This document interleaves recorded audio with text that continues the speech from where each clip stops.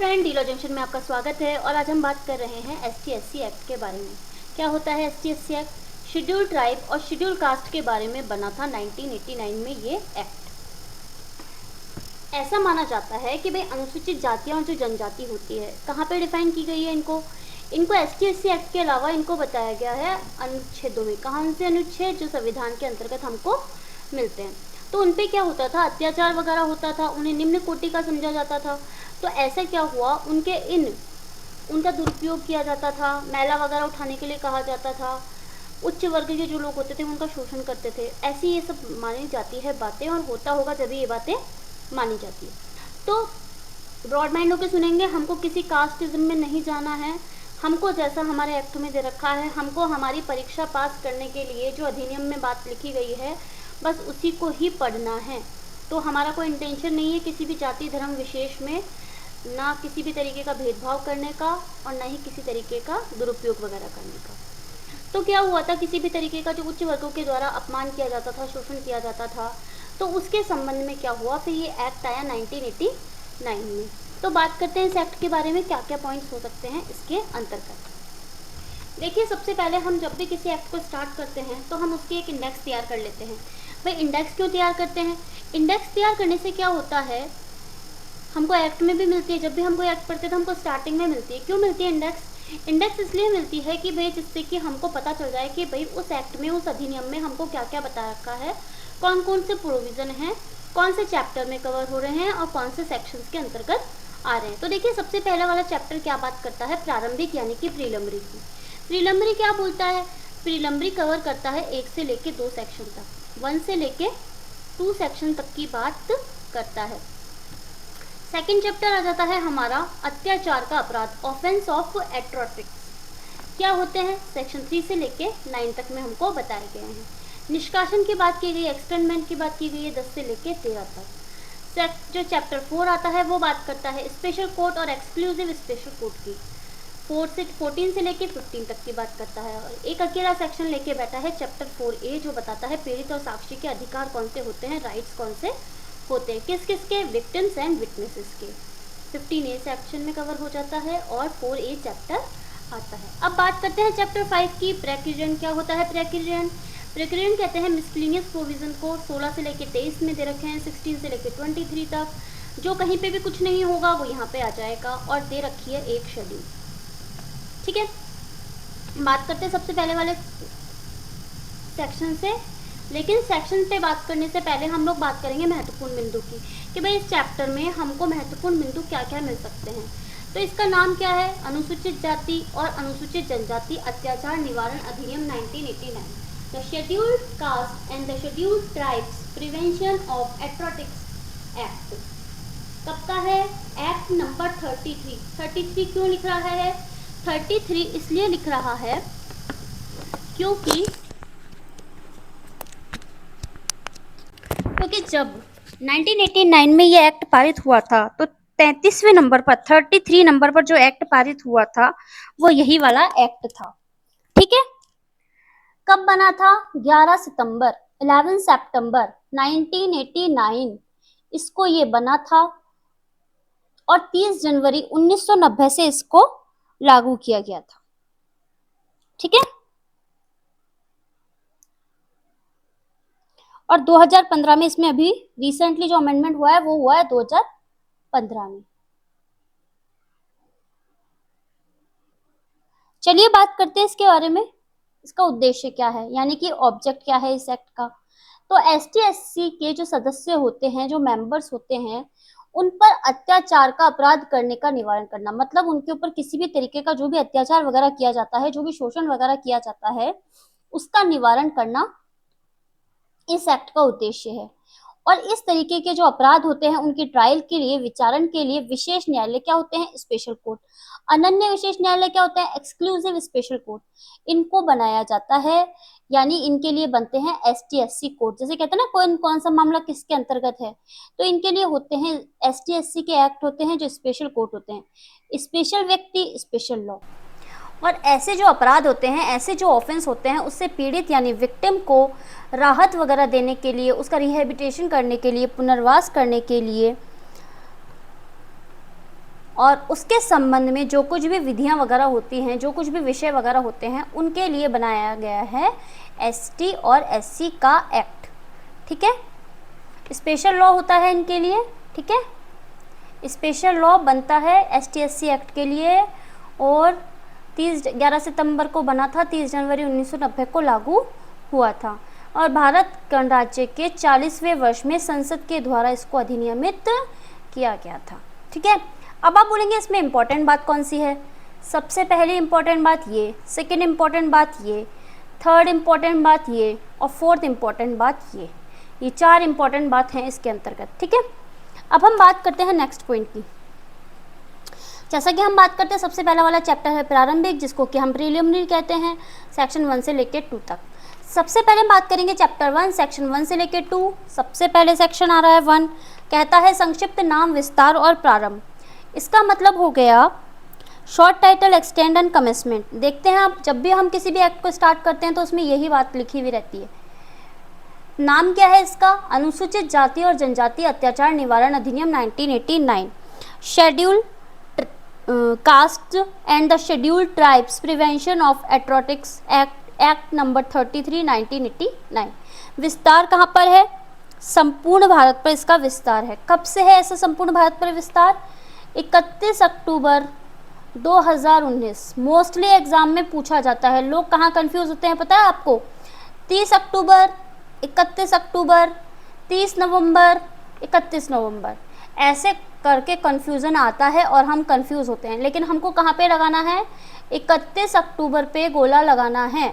उसके बाद बोल रहा है प्रवर्त कब से हुआ है, 30 जनवरी 1990 से ये प्रवर्त हुआ था। ठीक है,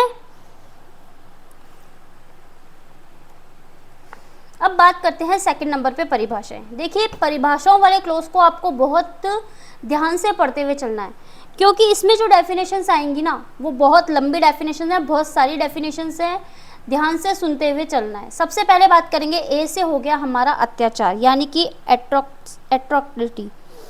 इसका मतलब हो गया, इसके अंतर्गत आता है धारा 3 के अनुसार दंडनीय अपराध। तो क्या हमको इसके लिए धारा 3 को पढ़ने जाना पड़ेगा, तो जी बिल्कुल, क्योंकि हम ऐसे तो इसका आंसर नहीं लिख के आ सकते ना कि अत्याचार क्या होता है। तो आप देख लीजिए भाई, धारा 3 में जाके देख लो। हम ऐसे थोड़ी ना सर को कह सकते हैं या जो भी हमारा एग्जामिनर होगा उसको ऐसा बोल सकते हैं। तो इसके लिए हमको क्या करना पड़ेगा, धारा 3 की तरफ जाना पड़ेगा, सेक्शन 3 की तरफ जाना पड़ेगा। तो आप निकालिए सेक्शन 3। सबसे पहले बोले मैम आपने एक्ट शुरू करते ही हमको ना 1 पढ़ाते ही सीधे 3 सेक्शन पे लेके जा रहे हो। हाँ बिल्कुल 3 सेक्शन पे लेके जा रही हूँ। तो बात करते हैं क्या कह रहा है 3 नंबर का सेक्शन। इसमें बोल रहा है अत्याचार के अपराधों के लिए दंड। तो इसके अंतर्गत क्या होता है, कोई भी व्यक्ति, मतलब ऐसा व्यक्ति हो सकता है जो जनरल होगा। जनरल मतलब जनरल आते ना, फॉर्म वगैरह फिल करते हो तो आप कौन सी कैटेगरी में आते हो, जनरल आते हो, ओबीसी आते हो, ईडब्ल्यूएस आते हो, इस तरीके से आते हो, एससी एसटी में आते हो, ये सब आते हैं ना, ये होता है। तो क्या होता है, एसटी एससी का नहीं होना चाहिए, जनरल, ओबीसी, ईडब्ल्यूएस ये सारे हो सकते हैं, पर एसटी एससी का सदस्य नहीं होना चाहिए। वो क्या करता है, अनुसूचित जाति और जनजाति का जो सदस्य होता है उसके मुंह पर कोई अखाद्य या घृणाजनक पदार्थ रखता है।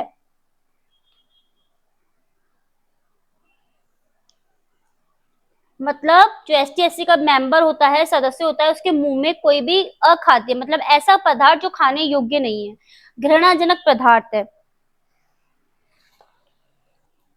इसके बाद क्या करेगा, ये जो खाने पीने का जो भी सामान होता है उसके लिए उसको मजबूर करेगा। मतलब गलत तरीके का जो खाने पीने का सामान होता है उसको खाने पीने के लिए मजबूर करेगा, या फिर अनुसूचित जाति जनजाति के किसी सदस्य के द्वारा दखलकृत परिसरों के प्रवेश द्वार पर मलमूत्र, मल, पशु शव या कोई अन्य घृणाजनक पदार्थ रखेगा। यानी जहां पर अनुसूचित जाति जनजाति का कोई सदस्य वगैरह रहता है, जहां पे वो आता जाता है, प्रवेश करता है, एंट्रेंस करता है, उसके द्वार पर, द्वार क्या होता है, गेट पर क्या करता है, अपशिष्ट जो पदार्थ होते हैं, मलमूत्र हो गया या फिर पशु वगैरह के शव हो गए, मतलब कोई जानवर मर गया उसको पटक गए, या फिर कोई घृणाजनक पदार्थ हो गया, जैसे कोई मांस का टुकड़ा रख गए, है ना। इस तरीके का कोई गलत, जैसे कचरा कीचड़ विचड़ होता है वो लाके रख दिया, अपशिष्ट पदार्थ होते हैं वो उनके गेट पे रख दिए, या फिर जो एसटी एससी के सदस्य होते हैं उनको क्षति करने के लिए, हार्म करने के लिए, उनको अपमानित करने के लिए, या फिर इसको शुद्ध करने के आशय से, यानी कि with intent to cause injury, insult और annoyance to any member of a ST SC member. फिर क्या करते हैं, ऐसा करने के लिए उसके जो पड़ोस होता है, यानी कि उसके जो नियर बाय होता है, नियर बाय क्या हो गया, जैसे ये इनका घर है, एसटी एससी का घर है, और इस घर के पास में है ये प्लेस, तो उसके पड़ोस में मलमूत्र डाल देते हैं, कूड़ा करकट डाल देते हैं, पशु जो चीजें यहाँ डाल रहे थे वही सेम चीजें यहाँ पे डाल रहे हैं। पहले तो उसके घर के आगे डाल रहे थे, यहाँ से जाता आता है, फिर उसके बाद उसको यहाँ पे डाल रहे हैं, ठीक है। फिर इसके बाद क्या बोल रहा है, जो एसटी एससी का सदस्य होता है उसको जूतों की माला पहनाएगा, नग्न, देखो बहुत घृणित काम है ऐसे जो कर रहे हैं ना, बहुत गलत है, मानवता के विरुद्ध होता है, जो लोग ऐसा करते हैं वो बहुत गलत करते हैं। कोई सोचता है यहाँ पे नहीं मिलेगा दंड, लेकिन यहाँ नहीं मिलता तो ऊपर जाके भगवान जरूर दंड देता है, क्योंकि भगवान की नजर में क्या होता है, सभी व्यक्ति समान होते हैं, ठीक है। तो किसी को कोई गलत काम नहीं करना चाहिए। तो क्या करेगा, जूतों की माला पहनाएगा, उनको नग्न घुमाएगा, नेक्ड घुमाएगा, या फिर हाफ नेक्ड घुमाएगा, या उनके सदस्य को क्या करता है, बलपूर्वक फोर्सली क्या करेगा, कपड़े वपड़े उतार देगा, उसका मुंडन करा देता है। कोई व्यक्ति जा रहा है, उसके सर के बाल काट दिए, आधी मूछ काट दी, चेहरे वेहरे को, शरीर पे काला रंग पोत दिया, या कोई अन्य कार्य कर दिया। या फिर एसटी एससी के जो मेंबर होते हैं उसके स्वामित्वाधीन, यानी कि उसके जो उसके पोजेशन में, उसके वो जिसका ऑनर रखता है उसमें या फिर कब्जे में, उसको जो आवंटित किया जा रहा है, मतलब उसको जो दिया जा रहा है किसी सक्षम प्राधिकारी के द्वारा, उसको आवंटित किए जाने के लिए किसी भूमि को सदोष अभियोग में लेगा, मतलब किसी और की भूमि है जो एसटी एससी की भूमि है उसको अपने कब्जे में ले लेगा, उस पर कोई खेती वगैरह करेगा, ऐसी भूमि को अंतरित करा लेगा, यानी खुद के लिए ट्रांसफर करा लेगा। या फिर एसटी एससी के जो मेंबर होते हैं उसको किसी भूमि, यानी कि जो लैंड वगैरह होती है, कोई परिसर जो होते हैं, उस परिसर को क्या बोलते हैं, एनिमिटीज, एनिमिटीज में क्या करता है, सदस्यों को उसकी भूमि या परिसरों में सदोष बेकब्जा करेगा, मतलब उसको उसके कोई जगह है, कोई भूमि है, उससे क्या कर देगा, बेकब्जा कर देगा, उसको वहां से हटा देगा। किसी भूमि या परिसरों या जल या सिंचाई सुविधाओं पर वन अधिकारों सहित उसके अधिकारों के उपयोग में हस्तक्षेप करेगा, इंटरफेयर करेगा, उसकी फसलों को नष्ट करेगा, उसके उत्पाद, मतलब उसने जो कुछ भी बोया था, जैसे बाजरा बोया तो बाजरा ले गया, गेहूं बोया गेहूं बो गया, तो ये सब जो चीजें थी उनको उठा के लेके जाएगा। अगर ऐसा करता है तो उसे दंडित किया जाएगा। फिर क्या रहा है एच पॉइंट, क्या बोल रहा है एच पॉइंट, कि भाई अनुसूचित जाति जनजाति के किसी सदस्य को बेगार करने के लिए या सरकार के द्वारा लोक प्रयोजनों के लिए अधिरोपित किसी अनिवार्य सेवा से भिन्न अन्य प्रकार के बलाश्रम करने के लिए तैयार करेगा।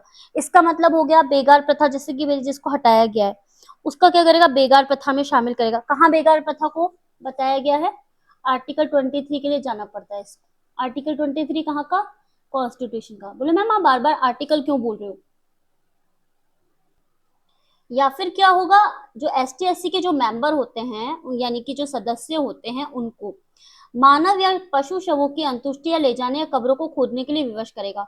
यानी उनको क्या करेगा, घृणित काम करने के लिए कहेगा, कि जो मानव वगैरह के लिए खोदते हैं ना, कब्र वगैरह खोदते हैं, कि भाई तू कब्र खोदने का काम कर, ये पशु पड़े हुए इनको उठा के तू ही लेके जाएगा, ठीक है, इनकी अंत्योष्टि क्रियाएं वगैरह तू ही करेगा, इनको दफनाएगा, जो भी काम करना है वो तू ही करेगा, अगर ऐसा कहता है। या फिर क्या करता है, हाथ से सफाई करने के लिए तैयार करेगा, ठीक है, कि मतलब कोई भी गंदगी वगैरह हो रही है उसको तू हाथ से साफ करेगा। या फिर एसटी एससी की किसी स्त्री को देवदासी के रूप में पूजा मंदिर या किसी अन्य धार्मिक संस्थान की देवी मूर्ति या पात्र को समर्पण को, वैसे ही किसी अन्य प्रथा को निष्पादित संवर्धन करेगा, पूर्वक कार्यों को अनुज्ञात करेगा। मतलब पहले जो देवदासी प्रथा नहीं होती थी कि भाई उसको देवता मान लिया था, भाई ये जो मूर्ति होती है इसी की पति होगी, पत्नी होगी, ऐसे करके ना एक देवदासी प्रथा चलती थी, तो उसको कहेगा कि भाई तुम इस काम में लग जाओ। तो इसमें क्या है, बहुत सारे पॉइंट है, बहुत सारे, मतलब बहुत सारे, यूवी डब्ल्यू तक इसके पॉइंट है। और अभी हम कहाँ तक पहुंचे हैं, जे के तक पहुंचे हम लोग, ठीक है ना। तो अभी बहुत बाकी है, इसलिए आराम से सुनते चलिए। बात करते हैं नेक्स्ट पॉइंट की। फिर बोल रहा है, अनुसूचित जाति और जनजाति के किसी सदस्य को निम्नलिखित के लिए मजबूर, अभिग्रस्त या निवारित करेगा, यानी कि फोर्स और इंटिमिडेट्स और prevents a member of schedule caste और शेड्यूल ट्राइब किस चीज के लिए? मतदान न करने के लिए, मतलब वोट वगैरह मत डाल, या नाम निर्देशन ना फाइल करने के लिए, नॉमिनेशन नहीं करेगा, या निर्वाचन में अभ्यर्थी के रूप में एसटी एससी के नाम निर्देशन को प्रस्ताव और समर्थन नहीं करेगा। मतलब तुम जनरल का ही वो करोगे, प्रमोशन करोगे, उसी को सपोर्ट करोगे, है ना, उसी को नॉमिनेशन में प्रस्ताव वगैरह दोगे। तो ऐसे कह रहा है कि इस तरीके का काम करने के लिए कहता है। या एसटी एससी का जो मेंबर होता है उसको क्या कहता है? संविधान का जो भाग 9 है उसमें पंचायत है, जो संविधान का भाग 9 के अंतर्गत नगरपालिका वगैरह होती है ना, यानी पंचायत और म्युनिसिपैलिटीज का जो सदस्य या अध्यक्ष या किसी अन्य पद का धारक है, उसके सामान्य कर्तव्यों या कर्तव्यों के पालन में मजबूत, अभिग्रस्त या बाधित करेगा। यानी जो संवैधानिक पद होता है उसको उसको उस पद को लेने के लिए बाधित करेगा, मतलब बाधा डालेगा उसके अंतर्गत कि भाई तुम इस पद को ना ले सको। फिर कह रहा है मतदान के बाद किसी एसटी एससी इसकी या फिर एसटी एससी के किसी सदस्य को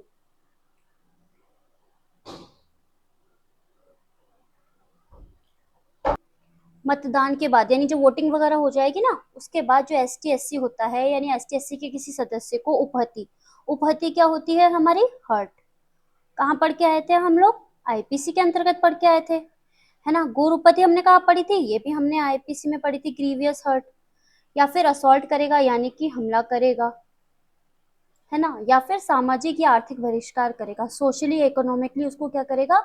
बहिष्कार करेगा, उसको इस तरीके की धमकी देगा, या किसी लोक सेवा के जो उपलब्ध फायदे होंगे, मतलब उसको किसी भी तरीके से जो पब्लिक सर्विस में क्या होता होगा, फायदे वगैरह मिलते होंगे, उसको वो फायदे मिलने से क्या कहेगा कि भाई तुमको मैं निवारित कर दूंगा कि तुमको ये फायदे वगैरह नहीं मिले। ठीक है, अब हमने उपपत्ति कहाँ पढ़ी थी? 319 आईपीसी, गौरवपति 320 आईपीसी। ठीक है, रिवीजन करते हुए चलना है, जहां कहीं अगर हमको शब्द मिल जाता है तो हमको रिकॉल करने की कोशिश करनी चाहिए। ठीक है, फिर कहता है किसी विशिष्ट अभ्यर्थी के लिए मतदान करने या उसको मतदान नहीं करने या विधि के द्वारा जो उपबंधित रीति से मतदान करने के लिए एसटी एससी के किसी सदस्य के विरुद्ध इस अधिनियम के अधीन कोई अपराध करेगा। ठीक है, मतलब मतदान करने के संबंध में कोई अपराध वगैरह करने की बात कर रहा है। विशिष्ट अभ्यर्थी के लिए मतदान करने या उसको मतदान नहीं देने के संबंध में जो कोई अपराध करेगा वो इसके अंतर्गत शामिल आ जाएगा। अब इसके बाद आएगा पी पॉइंट। पी पॉइंट क्या बोल रहा है? जो एसटी एससी का जो मेंबर होता है उसके विरुद्ध मिथ्या, द्वेषपूर्ण या तंग करने वाला कोई वाद वगैरह जो होता है, कोई केस होता है, दांडिक या कोई अन्य कार्यवाही संस्थित करेगा। इंस्टीट्यूट्स फॉल्स मैलिशियस और वेक्टिशियस सूट और क्रिमिनल और other legal proceeding against a member of a schedule caste और शेड्यूल ट्राइब। फिर इसके बाद क्या बोल रहा है?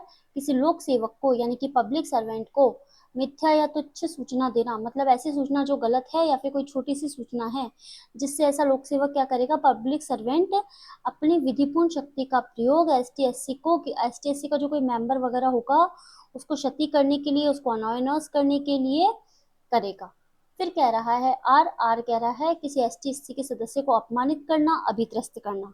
इसका मतलब intentionally insult or intimidates with intent to humiliate a member of a scheduled caste or a scheduled tribe in any place with public view।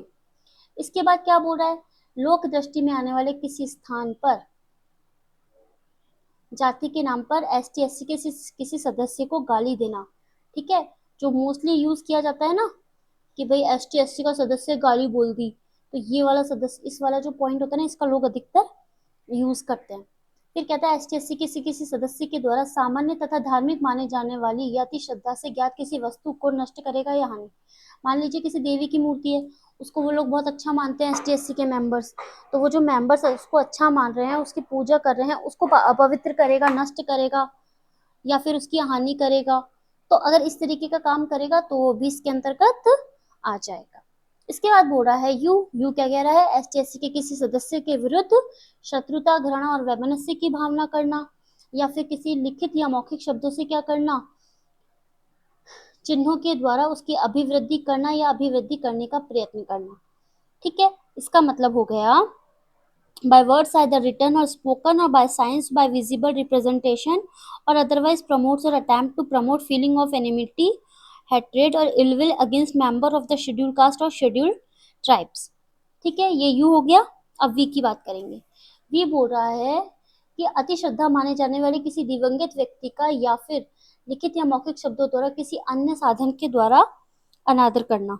यानी उनका कोई मेंबर हो जिसको कि जैसे खुद ना गुरु वगैरह होते हैं, उसका क्या करेगा, कोई व्यक्ति लिखित या मौखिक रूप से उसका अनादर करेगा, या फिर उसको कोई लिखित तरीके से, मौखिक तरीके से, शब्दों के द्वारा या कोई भी अन्य साधन हो सकता है, उसके द्वारा अगर ऐसा करेगा तो दंडित किया जाएगा। अब ये बोल रहा है डब्लू, डब्लू क्या बोल रहा है, डब्लू के अंतर्गत आते हैं 2 पॉइंट।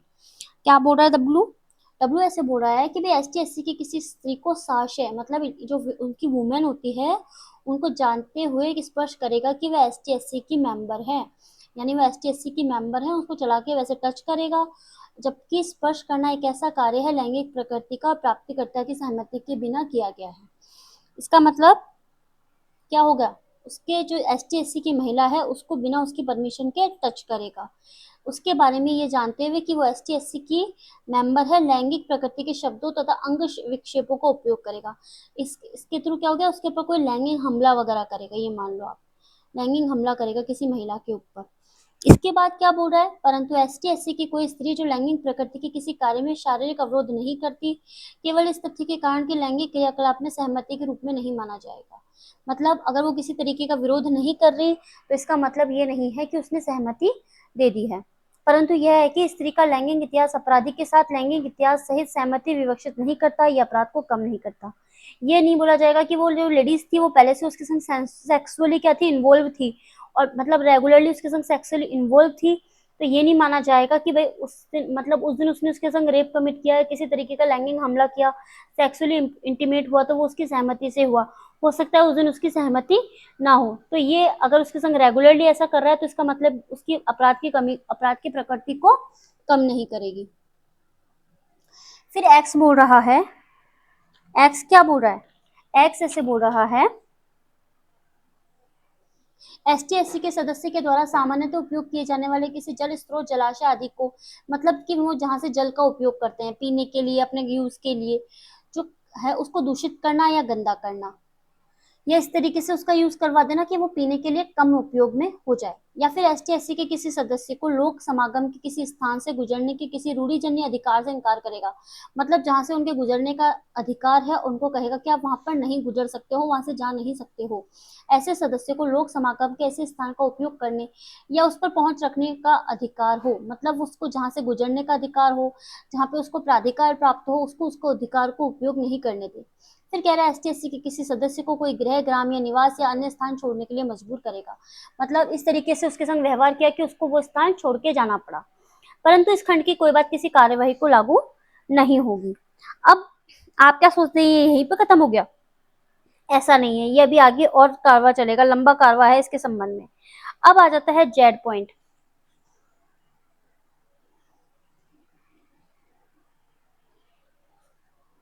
जेड का मतलब जेड ए, ये जेड ए है।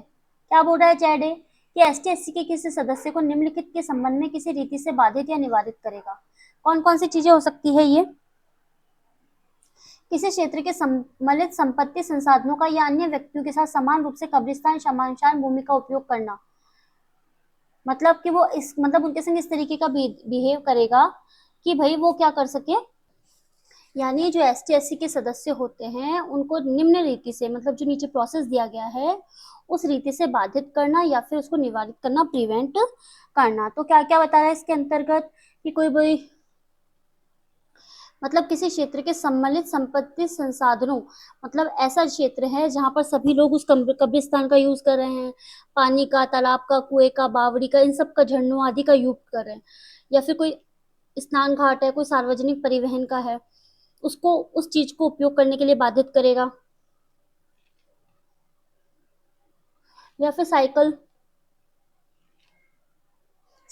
मोटरसाइकिल की कोई रैली वैली निकल रही है, कोई सवारी वगैरह निकल रही है, कोई सार्वजनिक स्थानों में जूते वूते होते हैं जहाँ पे नए कपड़े पहनने वगैरह है, उनकी विवाह की यात्रा निकल रही है, शोभा यात्रा वगैरह निकल रही है, या जैसे कोई घोड़े पे अपनी बारात निकाल रहे हैं, आपने देखा होगा ना कई बार किसी वेब सीरीज वगैरह में कई जगह देखते थे कि भाई है ना, उनको यात्रा मतलब निकलने नहीं देते कि घोड़े पे बारात नहीं निकलेगी ऐसे करके, तो वो बोल रहा है कि उस चीज के लिए बाधित करना।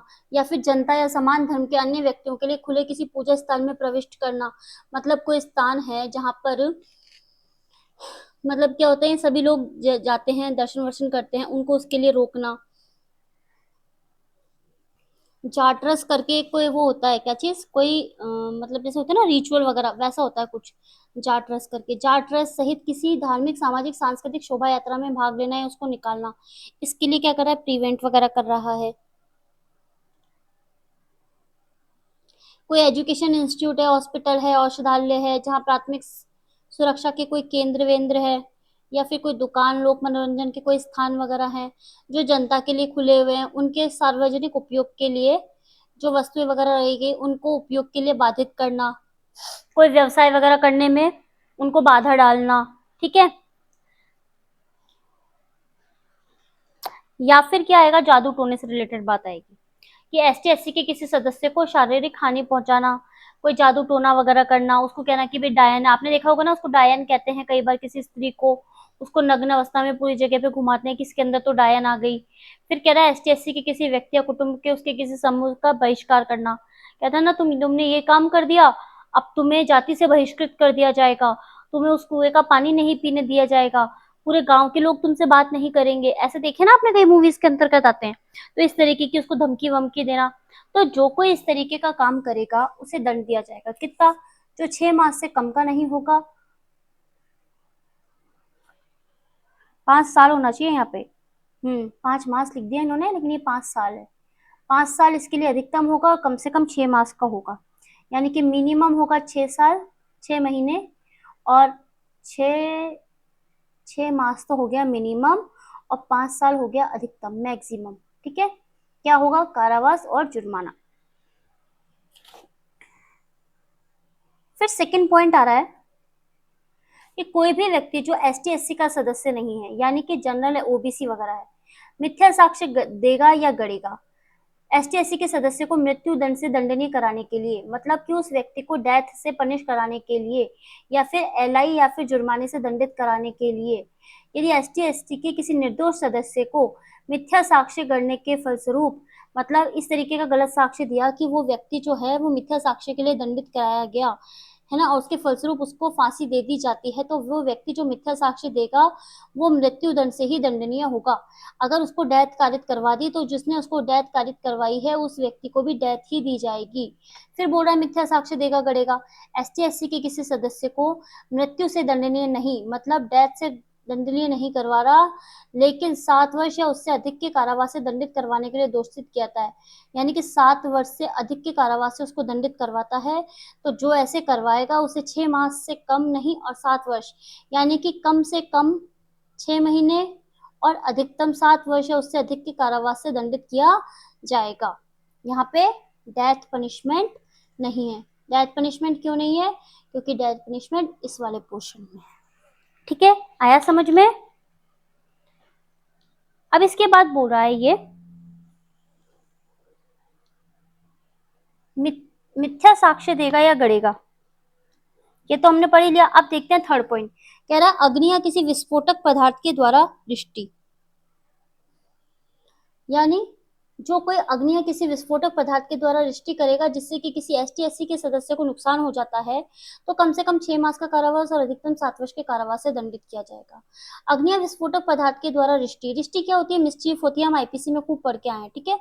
तो जिससे किसी एसटी एससी के किसी सदस्य द्वारा पूजा के स्थान के रूप में या मानव आवास के स्थान के रूप में, संपत्ति की अभिरक्षा के लिए किसी स्थान के रूप में उपयोग किया जाता है, यानी कि रहने के लिए या पूजा के स्थान के लिए उसका यूज किया जाता है, और वहां पर वो इस तरीके की दृष्टि करता है, तो आजीवन कारावास और जुर्माने से दंडित किया जाएगा, लाइफ इम्प्रिजमेंट और फाइन से दंडित किया जाएगा। फिर कह रहा है भारतीय दंड संहिता 1860 के अधीन 10 या उससे अधिक की अवधि के कारावास से दंडनीय किसी अपराध किसी व्यक्ति या संपत्ति के विरुद्ध ये जानते हुए करेगा कि ऐसे व्यक्ति सदस्य है, ऐसे संपत्ति ऐसे सदस्य की है, मतलब एसटी एससी के सदस्य की वो संपत्ति है या वो एसटी एससी का सदस्य है, तो उसके लिए करेगा कि उसको 10 वर्ष तक के कारावास से दंडित कराया जाए, तो वो आजीवन कारावास और जुर्माने से दंडनीय होगा। ठीक है, आया समझ में। अब इसमें 2 पॉइंट और बाकी है। क्या बोल रहा है, अनुसूची में विनिर्दिष्ट कोई अपराध, कौन सी अनुसूची, जो हमको पीछे दे रखी है, शेड्यूल 1 है हमारे एसटी एससी एक्ट में, शेड्यूल 1, टोटल सेक्शन 23, चैप्टर कितने हैं? 5। ठीक है। तो जो पीछे अनुसूची दे रखी है उसमें विनिर्देश कोई अपराध किसी व्यक्ति या संपत्ति के विरुद्ध ये जानते हुए करेगा कि वो एसटी एससी का सदस्य है तो भारतीय दंड संहिता में जो दंड उसका दे रखा होगा उसी से दंडित किया जाएगा। अगर अपराधी को बचाने के लिए कोई कार्य किया है तो वह उस अपराध के लिए उपबंधित दंड से दंडनीय होगा।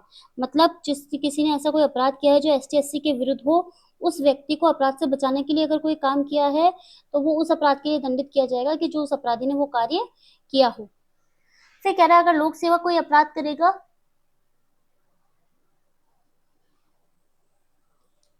लोक सेवक ऐसे कोई अपराध करेगा इस धारा के अनुसार तो दंड 1 वर्ष से कम का नहीं होगा, यानी मिनिमम 1 वर्ष से कम, और अधिकतम जो उस अपराध के लिए दंडित किया जाएगा। लोक सेवक क्या एसटी एससी का मेंबर होना जरूरी है?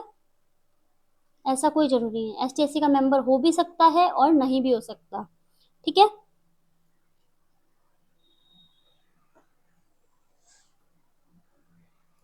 अब बी आ गया पॉइंट, बोलेंगे मैम ये बी कहाँ से आ गया, क्योंकि अभी हम ए पढ़ के आए हैं अत्याचार में। 2A में हमको अत्याचार बताया था, अत्याचार के लिए हमने पढ़ा सेक्शन 3। अब सेक्शन 3 को पढ़ने के बाद अब हम आ जाएंगे वापस अपनी पूरी लाइन पे। क्या लाइन थी? 2B। 2B क्या बोल रहा है? संहिता। संहिता से तात्पर्य क्या होता है? संहिता होती है हमारी सीआरपीसी। ठीक है, सीआरपीसी होती है, क्योंकि यहाँ पे जब सीआरपीसी लिख रखा है तो सीआरपीसी है, और जब हम इसमें बीएनएसएस आ जाएगा, बीएनएसएस आ गया है तो बीएनएसएस भी इसको माना जाएगा। अगर एपीयू का एग्जाम हो रहा है और जहां जहां पे पुराने एक्ट आ रहे हैं वहां पे आप सीआरपीसी मानिए, और जहां पे नए एक्ट आ रहे हैं वहां पे आप बीएनएसएस मानेंगे। ठीक है। बीएनएसएस कब का है? 2023 का। तो फिर कह रहा है आश्रित, बीबी आश्रित। बीबी आश्रित क्या होता है? बीबी से होता है डिपेंडेंट पर्सन। बीबी कैसी है? डिपेंडेंट। याद कर सकते हैं, ट्रिक हो गई। बीबी कैसी है? डिपेंडेंट। तो क्या हो गया? आश्रित कौन होता है? जो ऐसे पीड़ित पर, मतलब जिसके ऊपर अत्याचार किया गया हो गया, वो हो गया पीड़ित। पीड़ित पर अपनी सहायता और भरण पोषण के लिए पूर्णतः या मुख्यतः डिपेंड करता है। इसका मतलब हो गया कि वो कौन कौन हो सकते हैं? पति या पत्नी हो सकता है। पत्नी के लिए पति और पत्नी के लिए, पति के लिए पत्नी, पत्नी के लिए पति। ठीक है। कोई बालक हो गया, बच्चा, माता पिता हो गए, उसके भाई बहन हो गए। अब ये जो पॉइंट आ गया ना बीसी, बीसी हमारे लिए इंपॉर्टेंट हो जाता है, क्योंकि इसके अंतर्गत हमको बताया गया आर्थिक बहिष्कार के बारे में, यानी कि इकोनॉमिक बॉयकॉट। ठीक है, इस तरीके का काम अधिकतर किया जाता है। क्या होता है इसके अंतर्गत?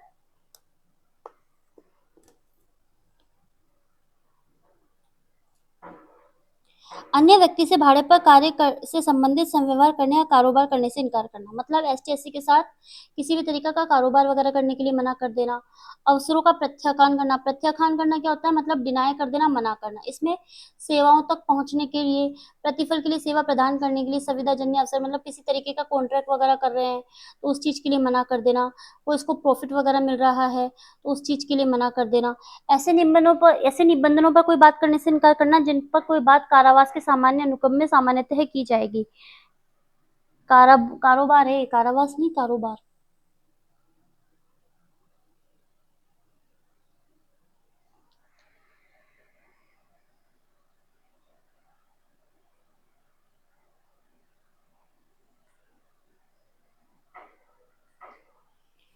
मतलब इस तरीके की बात करने के लिए मना करना जो कारोबार के सामान्य अनुक्रम में की जाती है।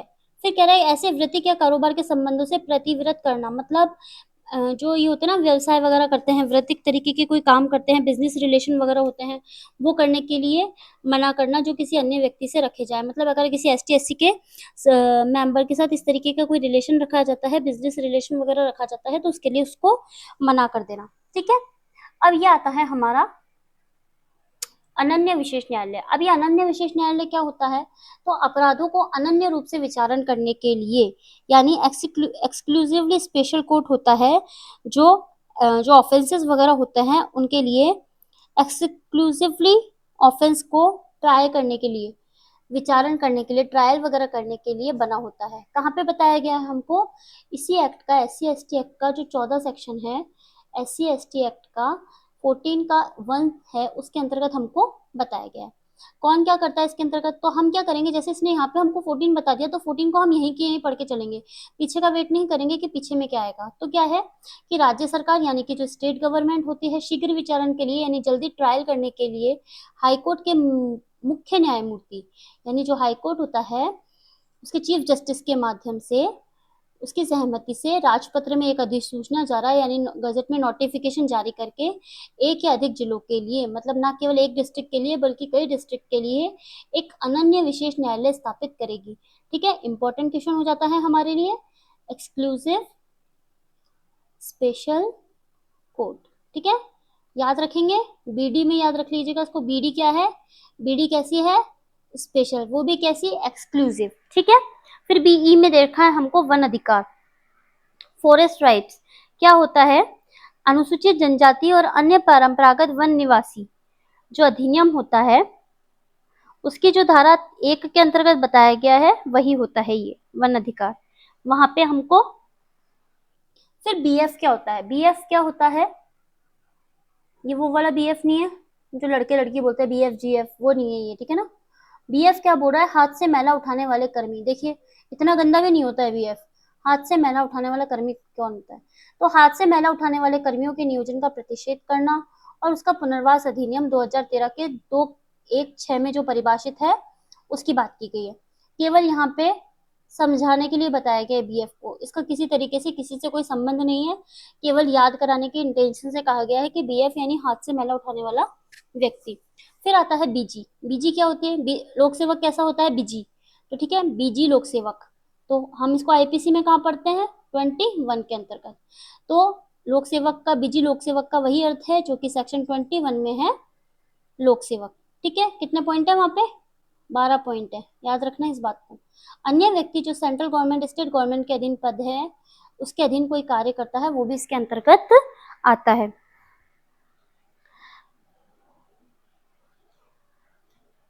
अब आता है सी, सी से क्या आता है, अनुसूचित जाति और अनुसूचित जनजाति क्या होती है ये, तो इंपॉर्टेंट है हमारे लिए, जिस एक्ट को पढ़ रहे हैं उसकी डेफिनेशन तो हमें पता चलनी चाहिए ना, तो ये हमको कहाँ दे रखी है 2C के अंतर्गत, 2C एसटी एससी के बारे में बता रखा है, 2C, ठीक है, इसमें बताया गया एसटी एससी, और हमको ये आर्टिकल्स में भी बताई गई है, कॉन्स्टिट्यूशन में भी बताया गया है इसको, कहाँ पे, आर्टिकल 366 का 24 में शेड्यूल कास्ट है, 366 के अंतर्गत 25 में शेड्यूल ट्राइब्स है। ठीक है,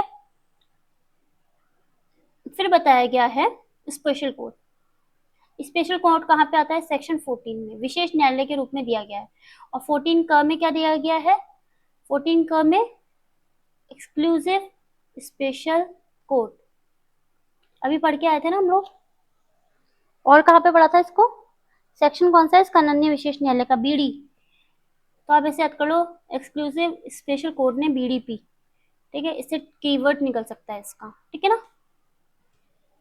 तो अब हम क्या करेंगे, सेक्शन 14 को यहीं के यहीं पढ़ के चलेंगे, जैसे हमने 14 क्या को वहां पे पढ़ा था ऐसे हम यहाँ पे इसको पढ़ेंगे, 14 को, सेक्शन 14 को पढ़ेंगे, विशेष न्यायालय और अनन्य विशेष न्यायालय क्या होते हैं, जो सेक्शन 14 के ऊपर आ जाइए, अपना एक्ट खोलिए और सेक्शन 14 पे आ जाइए।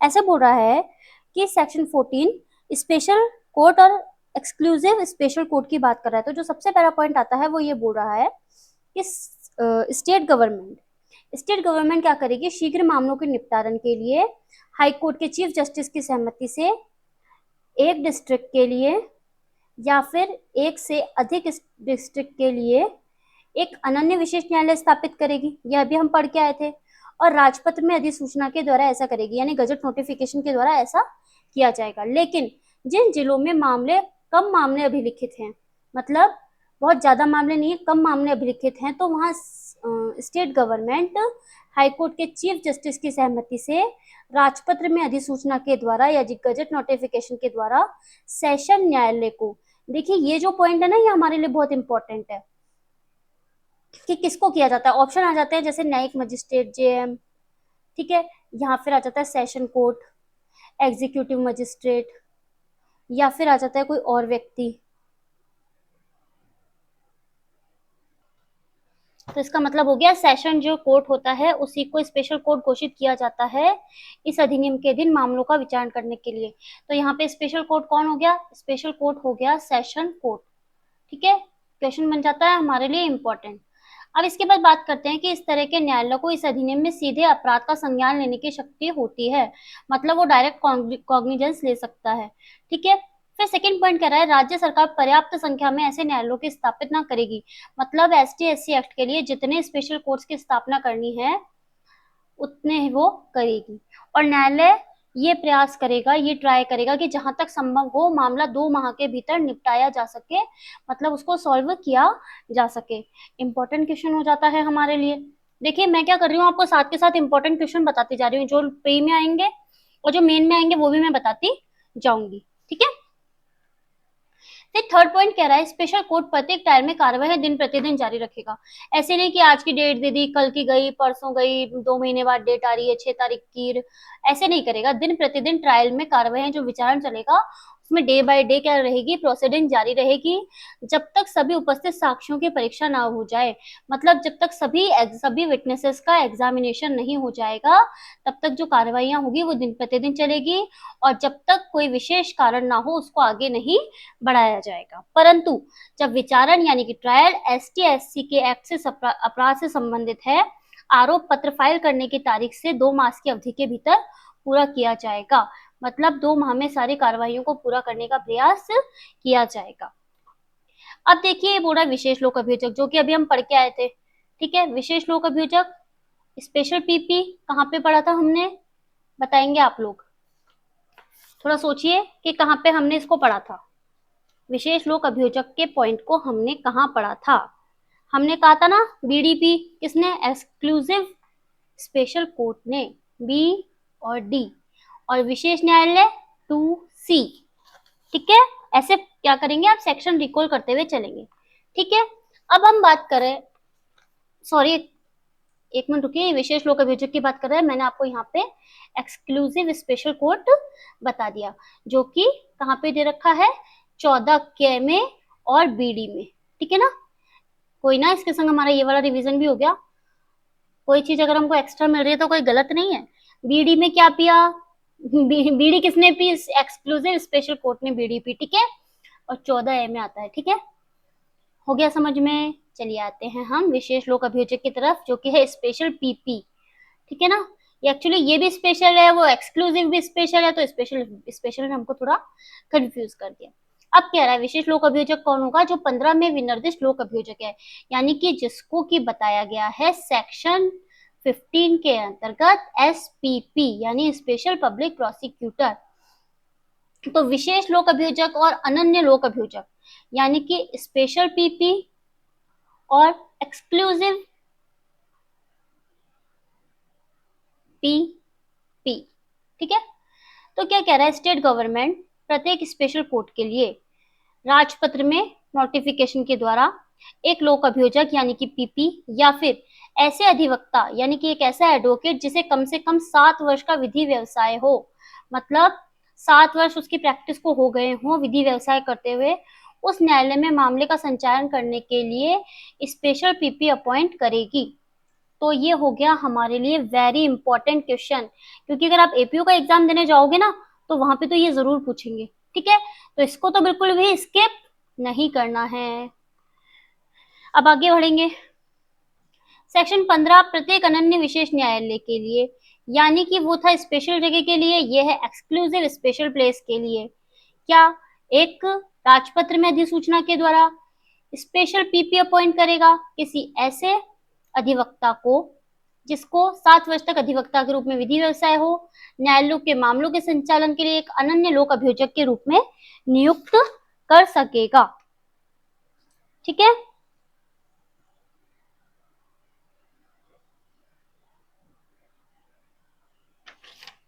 क्वालिफिकेशन तो दोनों की सेम ही आ रही है ना, तो ठीक है, अच्छा है ना, हमको तो याद करने में आसानी हो जाएगी, हमें केवल याद करने से मतलब है वैसे भी।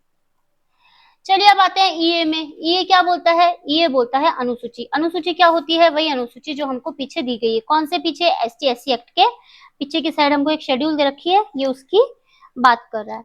इसके बाद आता है ईबी। ईबी क्या होता है? ईबी हमको बोल रहा है सोशली बाइकॉट। देखिए 2016 में जो अमेंडमेंट हुए ना, 2015-16 वगैरह इनमें अमेंडमेंट हुए, तो इनसे ये सब चीजें जुड़ी है।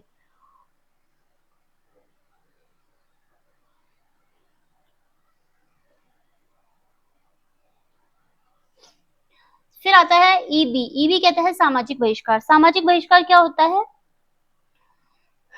सोशल बाइकॉट, इनकार करना यानी कि रिफ्यूजल करना, किसी रूढ़िगत सेवा को किसी अन्य व्यक्ति को दे देना, सामाजिक बंधन बनाए जाने से रोकना जो व्यक्ति किसी अन्य व्यक्ति से बनाए, मतलब उसको सोशली लोगों से मिलने जुलने से रोकना, या फिर किसी तरीके का कोई व्यवहार ट्रांजेक्शन वगैरह कर रहे हैं उससे रोकना, या जो कोई रूढ़ी वगैरह को वो फॉलो कर रहे हैं उसको उससे रोकना।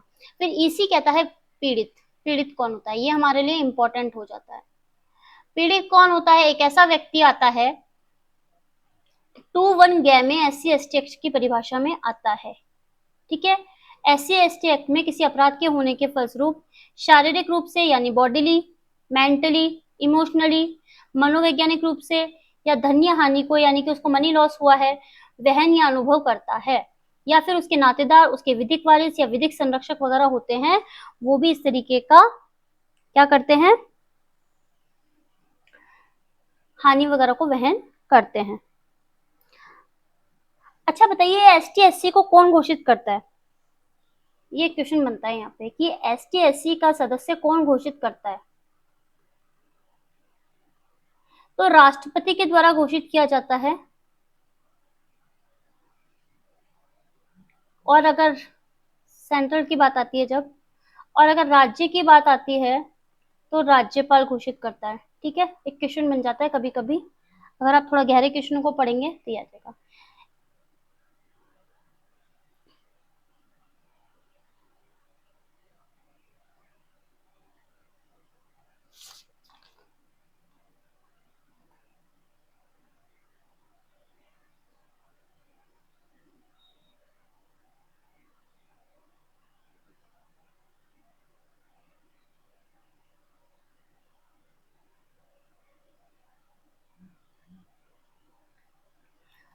तो चलिए बढ़ते हैं एक बार आगे। मुझे लग रहा था कोई पॉइंट मिस हो गया, एक बार पीछे देख लेते हैं, लेकिन ऐसा नहीं है, सारे पॉइंट हम कवर करते हुए ही चल रहे हैं। अच्छा बताइए, ST SC को कहाँ परिभाषित किया गया है? ST SC को 2C हो गया ना, इसको किससे कनेक्ट करेंगे हम? कॉन्स्टिट्यूशन से। रिवाइज होता हुआ चल रहा है, देखिए, है ना।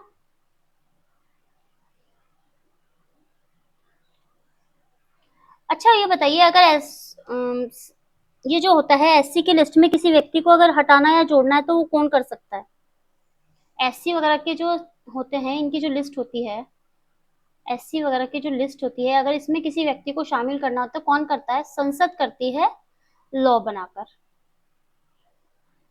और कैसे? नोटिफिकेशन जारी करके। कहाँ पे? गजट में, ठीक है ना। ये कुछ एक क्वेश्चंस थे जो मुझे लगे आपको बताने चाहिए, मैंने बताया, ठीक है ना। आगे बात करेंगे अब ये बोल रहा है, ईडी कह रहा है कि साक्षी कौन होता है? तो साक्षी वो व्यक्ति होता है जो इस एक्ट में यानी कि SC एक्ट में अन्वेषण यानी कि ट्रायल, जांच यानी कि इंक्वायरी, या फिर इन्वेस्टिगेशन। अन्वेषण यानी इन्वेस्टिगेशन, इंक्वायरी, और विचारण यानी कि ट्रायल। विचारण ट्रायल हो गया, अन्वेषण इन्वेस्टिगेशन हो गया, और जांच क्या हो गया? इंक्वायरी हो गया, ठीक है। तथ्यों और परिस्थितियों से परिचित है, जानकारी रखता है, कोई ज्ञान रखता है, जो कोई कथन करने, दस्तावेज पेश करने आदि के संबंध में जानकारी देता है, और जो अपराध के पीड़ित के संबंध में है, ये व्यक्ति होता है विटनेस। विटनेस क्या होता है? कि जिस व्यक्ति ने कोई अपराध करते हुए देखा, उसको पता है कि किसी व्यक्ति ने किसी SC ST के विरुद्ध कोई अपराध कारित किया, उसको इस बात की जानकारी थी, वो सारे तथ्यों को जानता था, तो ये कुछ जो भी इंफॉर्मेशन देगा तो वो विटनेस कहलाएगा। जो शब्द SC ST एक्ट में प्रयुक्त हैं परंतु परिभाषित नहीं है, च वाला जो पॉइंट बोलेंगे वो यही बोल रहा है कि SC ST एक्ट में तो कई शब्दों को यूज किया लेकिन वो यहाँ परिभाषित नहीं है, तो वो जैसा कि अगर पुराने एक्ट आ रहे हैं तो आप IPC 1860 मानेंगे, और नए एक्ट आ रहे हैं तो BNS 2023 मानेंगे। इंडियन एविडेंस एक्ट 1872 का मानेंगे, बीएनएस 2023 का मानेंगे। बीएनएस नहीं है ये, बीएसए है। फिर इसके बाद सीआरपीसी आ रही है, तो फिर आप बीएनएसएस मानेंगे 2023। इनमें जो डेफिनेशंस दे रखी है उनके अकॉर्डिंग समझे। ठीक है, कंप्लीट। आगे बढ़े, चलिए चैप्टर 2 पे आ जाते हैं। चैप्टर 2 बोल रहा है अत्याचार का अपराध, ऑफेंस ऑफ एट्रोसिटीज। क्या बोल रहा है, सेक्शन 3 से लेके 9 तक आएंगे। 3 4 5 6 7 8 9, 7 सेक्शन से। ठीक है, बात करते हैं। 3 हम पढ़ के आ चुके हैं, अत्याचार का अपराध। चलो जैसे कि हम करते हैं चैप्टर 2 में, टेबल बना लेते हैं इसकी। अत्याचार के अपराधों का दंड दे रखा है सेक्शन 3 में। सेक्शन 4 में क्या दे रखा है, जो कोई कर्तव्यों की उपेक्षा करेगा उसके लिए क्या दंड होगा। पश्चातवर्ती दोष सिद्धि के लिए क्या बन, मतलब एक बार अपराध कर दिया, वही अपराध दोबारा कर ले हो तो क्या करेंगे। या फिर भारतीय दंड संहिता के कतिपय उपबंधों को लागू होना सेक्शन 6 के अंतर्गत। 7 कह रहा है कतिपय व्यक्तियों की संपत्ति का संपहरण यानी कि फोरफीचर ऑफ प्रॉपर्टी। 8 में कह रहा है उपधारणा के बारे में, उपधारणा, उपधारणा है ये। इस सेक्शन 9 बोल रहा है शक्तियों का प्रदान किया जाना, मतलब किस तरीके से शक्तियां वगैरह प्रदान की जाएगी। 3 हम पढ़ के आ चुके हैं, 4 की बात करेंगे। 3 कहाँ पे पढ़ के आए थे, जब हमने सबसे पहला वाला सेक्शन स्टार्ट किया था 2A, तो हमने अत्याचार को परिभाषित किया था। अत्याचार के साथ हम पढ़ के आए थे सेक्शन 3 को कंप्लीट रूप से। ठीक है, तो जब सेक्शन 3 को पढ़ लिया है तो अब यहाँ पढ़ने की जरूरत नहीं है, जिस किसी को पढ़ना हो दोबारा रिवाइंड करके देख सकता है। अब ऐसे कह रहा है कर्तव्य की उपेक्षा के लिए दंड, जो कौन से सेक्शन में है, 4 में। सेक्शन 4 क्या कह रहा है, सेक्शन कह रहा है punishment for neglect of duties. अगर कोई अपने कर्तव्यों का निर्वहन नहीं करेगा तो उसके लिए क्या दंड दिया जाएगा। तो जो कोई भी लोक सेवक जो सदस्य नहीं है, किसका, एसटी एससी का सदस्य नहीं है, अपने कर्तव्य का पालन करने में उपेक्षा करेगा यानी कि नेग्लिजेंस करेगा, तो 6 मास से कम की नहीं होगी, या जो कम मतलब मिनिमम हो गई 6 मास और मैक्सिमम हो गई 1 वर्ष तक की सजा दी जाएगी। और लोक कर्तव्य, जो लोक सेवक होते हैं उसके कर्तव्य क्या होते हैं भाई, सूचना को पढ़ के सुनाएगा, उसको लेखबद्ध करेगा, शिकायत को रजिस्टर करेगा, सूचना की जो प्रति होगी वो सूचनाकर्ता को देगा, पीड़ित और साक्ष्यों के कथन को अभिलिखित करेगा, जो जैसा कि हमेशा होता है अन्वेषण करेगा। विशेष न्यायालय या अनन्य विशेष न्यायालय में तो 60 दिन में आरोप पत्र फाइल करना पड़ेगा। इंपॉर्टेंट हो जाता है, डेज वगैरह हमारे लिए हमेशा से इंपॉर्टेंट रहते हैं। विलंब को लिखित में स्पष्ट करेगा। आप देखेंगे 2 माह में मामला निपटारा है। अभी हम पढ़ के आए थे ना ये वाली चीज, कि जो SC ST का मामला होगा उसको 2 माह में निपटारा किया जाएगा। ये बोला 60 दिन में आरोप पत्र वगैरह फाइल करना पड़ेगा। किसी दस्तावेज या इलेक्ट्रॉनिक अभिलेख को सही रूप से तैयार और विरचित करना पड़ेगा, उसका ट्रांसलेटर वगैरह करना पड़ेगा। अन्य कर्तव्यों का पालन करेगा जो उसको दिए जाएंगे। लेकिन लोक यानी कि जनता के विरुद्ध इस संबंध में आरोप प्रशासनिक जांच की सिफारिश पर अभिलिखित किए जाएंगे। किसी जनता के विरुद्ध जो भी किए जाएंगे इस तरीके के आरोप वगैरह, वो किसके संबंध में किए जाएंगे, कोई एडमिनिस्ट्रेटिव इंक्वायरी वगैरह होएगी उसके संदर्भ में किए जाएंगे। थर्ड पॉइंट क्या बोल रहा है, इस धारा में जो कॉग्निजेंस वगैरह लिया जाएगा वो स्पेशल कोर्ट या फिर एक्सक्लूसिव स्पेशल कोर्ट द्वारा लिया जाएगा, और लोक सेवक के विरुद्ध दंडिक कार्यवाहियों के लिए निर्देश वगैरह दिए जा सकेंगे। ठीक है, अब आता है सेक्शन नंबर 5। सेक्शन नंबर 5 बोल रहा है अगर कोई व्यक्ति पश्चातवर्ती दोष सिद्धि के लिए वर्धित दंड। क्या बोल रहा है, इसका मतलब एनहांस पनिशमेंट की बात कर रहा है। क्या एनहांस पनिशमेंट हमने कहीं और भी पढ़ा है, तो हाँ, जब हम आईपीसी पढ़ते थे तो आईपीसी में हमें एनहांस पनिशमेंट के बारे में बताया गया था, वर्धित दंड के बारे में बताया गया था। कहाँ बताया गया था इसको, तो यह है आपका होमवर्क। आप लोग खुद जाके देखेंगे कि वर्धित दंड के बारे में कहाँ बताया गया है। हमने आईपीसी कंप्लीट कर ली है तो आप लोग ये नहीं कह सकते कि हमें वर्धित दंड के बारे में नहीं पता है। ये आप लोगों का होमवर्क है, इसको जाके रिवाइज करके आएंगे। ठीक है, फिर बोल रहा है पश्चातवर्ती दोष सिद्धि के लिए वर्धित दंड। इसके लिए बोल रहा है अगर कोई व्यक्ति इस अध्याय के अंतर्गत पहले से दंडित हो गया है और उसके बाद भी दोबारा दोषित किया जाता है तो कम से कम 1 वर्ष, और दोबारा जो दंड दिया जाएगा उसी दंड से जिसका उसने अपराध किया है उससे दंडित किया जाएगा। सेक्शन 6 बोल रहा है भारतीय दंड संहिता के कतिपय उपबंधों का लागू होना, मतलब कुछ जो प्रोविजंस हैं वो आईपीसी के लागू होंगे। कौन कौन से, इस एक्ट के प्रोविजंस के अकॉर्डिंग रहते हुए आईपीसी का जो सेक्शन 34 है, कौन सा 34, सामान्य आशय, सामान्य आशय को अग्रसर करने में की गई बातें याद है। चैप्टर 3 याद है दंडों के विषय में, चैप्टर 4 याद है साधारण अपवादों के विषय में, चैप्टर 5 दुष्प्रेरण के विषय में, याद है ये सब चीजें। नहीं, चैप्टर 5 दुष्प्रेरण के विषय में नहीं है, 5 ये दुष्प्रेरण के विषय में। मैं आप लोगों को चेक करी थी कि आपको याद है, मैं साथ साथ साथ बोल रही हूँ तो बोल रहे हो या फिर स्किप करते हुए चल रहे हो। मुझे तो याद है ये वाली चीज। दंड चैप्टर 3 दंडों के विषय में, 4 अपवाद, 5 दुष्प्रेरण, 5 किसके संबंध में था, 5A है ये, आपराधिक षड्यंत्र। कंटिन्यू बोले जा रही हो तो साथ साथ बोले जा रहे हो, पर ये नहीं एक बार कर ले कि मैम सही भी बोल रही है या गलत, ठीक है ना। और चैप्टर 23 कौन सा है, प्रयास के संबंध में, अटेम्प्ट के संबंध में। ये सारे जो प्रोविजंस होते हैं ना, ये इसी तरीके से लागू होंगे, ठीक है। अब इनके जो सेक्शन है ना, जैसे मैं चलो फर्स्ट का बता देती हूँ 53 से, आप बताएंगे अब आगे का। ये कौन से है, 53 से 73, 53 से 75 है ये 76 से 106, ये 107 से 120, और ये 120 से 120A, ठीक है। इस तरीके से आपको क्या करना है, आपको जहां पे वर्ड दिख जाए ना, तो उनको देखने चलना है कि भाई हमको ये सेक्शन आ रहा है क्या, अगर नहीं आ रहा तो क्या है, आपने बस डायरेक्ट है ना उठाओ और शुरू हो जाओ।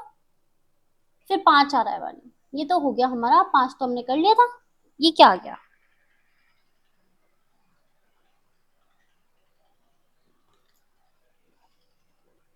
ये सेक्शन 7 है एक्चुअली। इनसे क्या है, ये वाली मिस्टेक कर दी इन्होंने, इन्होंने हेडिंग वही की वही डाल दी, ठीक है ना।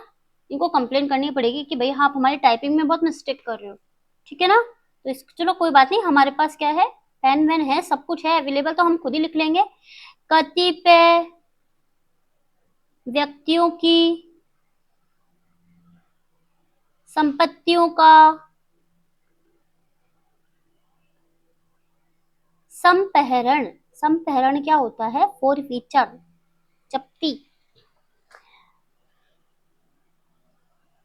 जो कोई व्यक्ति इस अध्याय यानी जो चैप्टर दे रखा है, हम कर रहे हैं चैप्टर 2, किसी अपराध का अगर दोषी हो, वहां विशेष न्यायालय या दंड देने वाला न्यायालय क्या करेगा, किसी आदेश वादेश को देके, लिखित आदेश को देके, उस व्यक्ति की कोई भी जो संपत्ति होगी, उसकी कैसी संपत्ति, जंगम, मूवेबल, इमूवेबल, या दोनों, या जिसे उसने अपराध करने में प्रयोग किया है, यूज किया है, उसको संप्रहत हो जाएगी। किसको, गवर्नमेंट को संप्रहत हो जाएगी, फोरफीचर हो जाएगी।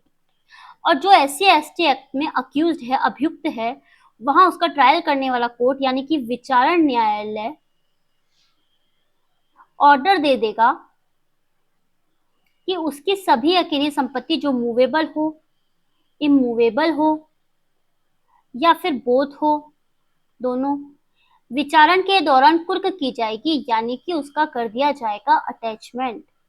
अटैचमेंट करने के बाद अगर वो विचारण में दोषित हो जाता है, तो कुर्क की गई जो संपत्ति है, जो अटैच की गई प्रॉपर्टी है, उस सीमा तक संप्रहरण के लिए दायित्वहीन होगी, मतलब उस सीमा तक, उस लिमिट तक फोरफीचर होगी जो जुर्माने के लिए वसूल की जा सकती है। अब आ जाते हैं 8 में आती है उपधारणा। क्या आपने उपधारणा वाला टॉपिक कहीं और भी पढ़ा है? उपधारणा का टॉपिक हम पढ़ के आए हैं इंडियन एविडेंस एक्ट में की तरफ, सेक्शन 8 की तरफ आ चुके हैं। तो हम बात करेंगे कि भाई क्या बोल रहा है सेक्शन 8 हमको बोल रहा है अपराधों के बारे में उपधारणा, यानी कि प्रिजम्पशन की बात कर रहा है। प्रिजम्पशन को हम एक और जगह पे पढ़ के आए थे, वो कहाँ पढ़ा था हमने, वो पढ़ा था हमने इंडियन एविडेंस एक्ट में। अब इंडियन एविडेंस एक्ट में हम कहाँ पढ़ के आए थे, कौन से सेक्शंस थे, ये आप लोगों का है होमवर्क, ठीक है। हाँ मैं मानती हूँ हम लोगों ने इंडियन एविडेंस एक्ट को अभी नहीं किया है, पर नहीं किया तो कोई बात नहीं, कर सकते हैं, इतना भी हमारे लिए नया नहीं है कि हम इसको गो थ्रू ना कर सकें। तो अब बात करते हैं कि यदि अपराध के अभियोजन, यानी कि अपराध के अभियोजन क्या होता है, यानी कि जो प्रोसिक्यूशन वगैरह चल रहा है उसमें साबित हो जाता है कि अभियुक्त जो है इस अध्याय के अधीन, इस अध्याय के मतलब हम कौन सा चैप्टर कर रहे हैं इस टाइम हम कर रहे हैं चैप्टर नंबर 2। तो यानी चैप्टर 2 के अंतर्गत अभियुक्त द्वारा या तो अपराध किया जाता है या इसका संदेह है, तो उसने वो अपराध किया और उस अपराध के करने में किसी ने की उसकी वित्तीय सहायता, यानी उसकी फाइनेंशियली हेल्प की, तो स्पेशल जो कोर्ट है वो ऐसी उपधारणा करेगा, प्रिजम्पशन करेगा कि भाई ऐसे व्यक्ति ने उस अपराध का दुष्प्रेरण किया है। तो स्पेशल कोर्ट को कहाँ बताया गया है, स्पेशल कोर्ट को बताया गया है 2D और उसके बाद जो बात की गई है वो 14 नंबर के सेक्शन में की गई है। आप क्या कीजिए, जहां कोई वर्ड आ रहा है उसको साथ उसको सेक्शन को कनेक्ट करके चलेंगे तो आपको वो सेक्शन रिकॉल होने लगेगा। फिर बात आती है कि इस किसी समूह ने, यहाँ पे बात की जा रही थी व्यक्ति ने, यहाँ पे किसी समूह ने इस अध्याय के अधीन यानी चैप्टर 2 के अकॉर्डिंग साबित हो जाता, मतलब समूह ने कोई अपराध किया है और ये साबित हो जाता है कि वो अपराध भूमि या किसी अन्य विषय के बारे में यानी किसी लैंड वगैरह के बारे में है या किसी अदर सब्जेक्ट से रिलेटेड है, तो क्या होगा, किसी विद्यमान विवाद का फल है तो ऐसी उपधारणा की जाएगी कि वो सारा बात किससे संबंधित थी, सामान्य आशय। सामान्य आशय कहाँ पढ़ा था, सेक्शन 34 आईपीसी में, और सामान्य उद्देश्य हम पढ़ते हैं सेक्शन 149 आईपीसी में। तो ऐसा माना जाएगा कि इनको अग्रसर करने में यानी इनको आगे बढ़ाने में ये काम किया गया था।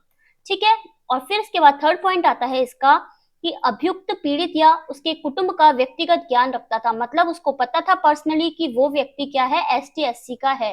तो न्यायालय ऐसी उपधारणा करेगा, ऐसा प्रिजम्पशन करेगा कोर्ट, जब तक साबित ना हो जाए, मतलब कोई दूसरा व्यक्ति है उसको साबित नहीं कर देता, तो ऐसा माना जाएगा कि पीड़ित ने जानता था कि वो किस जाति का है, किस जनजाति का है, यानी वो एससी का है या एसटी का है, ऐसा पीड़ित व्यक्ति को, मतलब पीड़ित एससी एसटी का है ऐसा जानता था। कौन जानता था, अभियुक्त जानता था, मतलब उसने जानबूझकर ऐसा किया कि भी वो उसने एससी एसटी के सदस्य को टारगेट किया। तो ये वाली बात बोल रहा है हमको थर्ड नंबर का पॉइंट, 8 का क्लोज 3 हमको यही बात बोल रहा है। अब हम बात करेंगे सेक्शन 9 की। सेक्शन 9 हमको बोलता है शक्तियों का प्रदान किया जाना। इसका मतलब हो गया कन्फर्मेंट ऑफ पावर्स, यहाँ पे दी जा रही, कन्फर्ट किया जा रहा है पावर्स को। तो इस एक्ट यानी कि एसटी एसटी एक्ट और कोड यानी कि संहिता, संहिता कौन सी होती है, अगर हमारे ओल्ड लॉ आएंगे तो सीआरपीसी, और अगर हमारे न्यू लॉ आ रहे हैं तो बीएनएस, बीएनएसएस।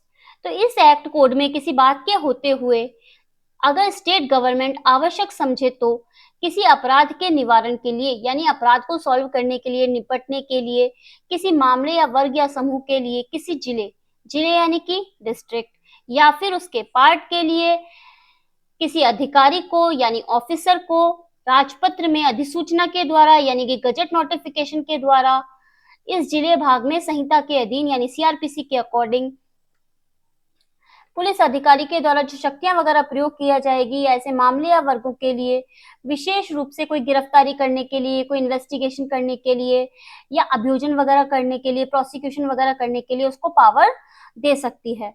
और पुलिस के सभी अधिकारी और जो भी अन्य अधिकारी होंगे, अदर ऑफिसर्स जो होंगे, इस एक्ट के अधीन जो जो नियम वगैरह बनाए हैं, स्कीम वगैरह बनाई गई है, आदेश वगैरह जो दिए गए हैं, उसके निष्पादन में जो भी अधिकारी होगा उसकी सहायता करेंगे। ठीक है, एक अधिकारी होगा, इस अधिकारी की कौन कौन सहायता करेंगे, पुलिस के ऑफिसर्स या फिर सरकार के अधीन अधिकारी, या फिर क्या होगा कोई अन्य, वो क्या करेगा, जो भी अधिकारी वगैरह इसका इन्वेस्टिगेशन वगैरह करेगा, आदि करेगा, उनकी जो नियम वगैरह बनाए गए हैं, स्कीम वगैरह बनाई गई है, उनको फॉलो करने में, निष्पादन करने में उस अधिकारी की सहायता देंगे। और जो पॉइंट 1 में जो अधिकारी होगा उसको सब शक्तियां मिल जाएगी, शक्तियों के संबंध में लागू, मतलब जो जो उसकी पावर होगी उसके संबंध में पॉइंट 1 अप्लाई हो जाएगा। बात करते हैं नेक्स्ट चैप्टर की। नेक्स्ट चैप्टर आ रहा है हमारा निष्कासन, एक्सटर्नमेंट की बात कर रहा है। सेक्शन 10 से लेके 13 तक की बात की जा रही है। जब हम किसी चैप्टर को स्टार्ट करते हैं तो हम क्या करते हैं, उसकी इंडेक्स मेंटेन कर लेते हैं, जिससे कि हमको पता चल जाता है कि वो सेक्शन या वो चैप्टर हमको क्या बोलना चाह रहा है। जो बात कर रहा है चैप्टर 3 वो बात कर रहा है निष्कासन की, सेक्शन 10 से लेके 13 तक। सबसे पहले बोलेगा भाई किसी व्यक्ति को हटने के लिए कहेगा, भाई जो व्यक्ति अपराध करना चाहता है, ऐसी संभावना है कि ये व्यक्ति अपराध करेगा तो उसको हटने के लिए कहेगा सेक्शन 10 में। फिर वो हटता नहीं है बल्कि जो उसको टाइम दिया रहता है उसमें प्रवेश कर जाता है, एंटर कर जाता है, तो आ जाता है सेक्शन 11। सेक्शन 12 क्या कर रहा है, ऐसे व्यक्तियों के विरुद्ध धारा जो 10 है उसके अधीन जो आदेश वगैरह दिया गया है जिसके लिए, जिसने उसमें अपराध किया है, उसकी माप वगैरह लेना, फोटो वगैरह लेना, ये सब कहाँ पे कवर करता है, सेक्शन 12 के अंतर्गत। सेक्शन 13 क्या बोल रहा है, 10 के अधीन के अनुपालन के लिए शास्ति यानी पेनल्टी की बात कर रहा है यहाँ पे, पेनल्टी।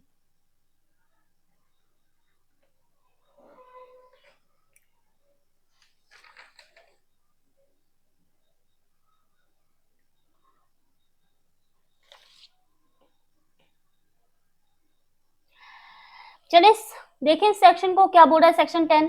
सेक्शन 10 ऐसे बोल रहा है कि ऐसे व्यक्तियों को हटाया जाना, मतलब कौन से व्यक्तियों को हटाएंगे कि भाई जिनके बारे में संभावना है कि भाई उन्होंने क्या किया है, या तो कंप्लेन पे पता चलेगा या किसी पुलिस रिपोर्ट पर पता चलेगा कि कोई व्यक्ति वो क्या करता है, आर्टिकल 244 कहाँ का, कॉन्स्टिट्यूशन का, या फिर जो ST SC एक्ट आएगा उसका सेक्शन 21 का जो क्लॉज 2 है उसके 7th सेक्शन में जो पहचान किसी क्षेत्र के संबंध में है कि वो ST SC का क्षेत्र है, चैप्टर 2 के अधीन कोई अपराध करेगा। अभी हम चैप्टर 2 पढ़ के आए हैं, ठीक है। उसके संबंध में अगर कोई अपराध करेगा, लिखित आदेश के द्वारा ऐसे व्यक्ति को कहा जाएगा कि भाई तुम सीमाओं से हट जाओ, और उसको कहेगा कि जो निर्दिष्ट समय होता है, मान लीजिए 2 दिन के अंदर हट जाओ, 1 दिन के अंदर हट जाओ, तो उसको कहेगा कि भाई तुम इतने दिन के अंदर उसके उस क्षेत्र से हट जाओ, और 3 साल तक उसके उस क्षेत्र में तुम वापस नहीं आओगे। फिर वो क्या करता है, उस क्षेत्र से जिसमें हटने का निर्देश दिया था वहां से वापस नहीं आएगा, मतलब तुमको वहां से हटने का आदेश दे दिया तो तुम उस क्षेत्र में वापस नहीं आओगे। ये क्षेत्र है, यहाँ से हटने का आदेश दे दिया तो उसको वापस वहां पे नहीं आना होगा। फिर क्या करता है विशेष न्यायालय यानी कि स्पेशल कोर्ट क्या करेगा, ऐसे ऑर्डर के साथ जो निर्दिष्ट व्यक्ति है उसको वो आधार बताएगा कि भाई तुमको किन आधारों पर मैंने कहा है कि तुम उस क्षेत्र में नहीं आओगे और प्रवेश नहीं करोगे।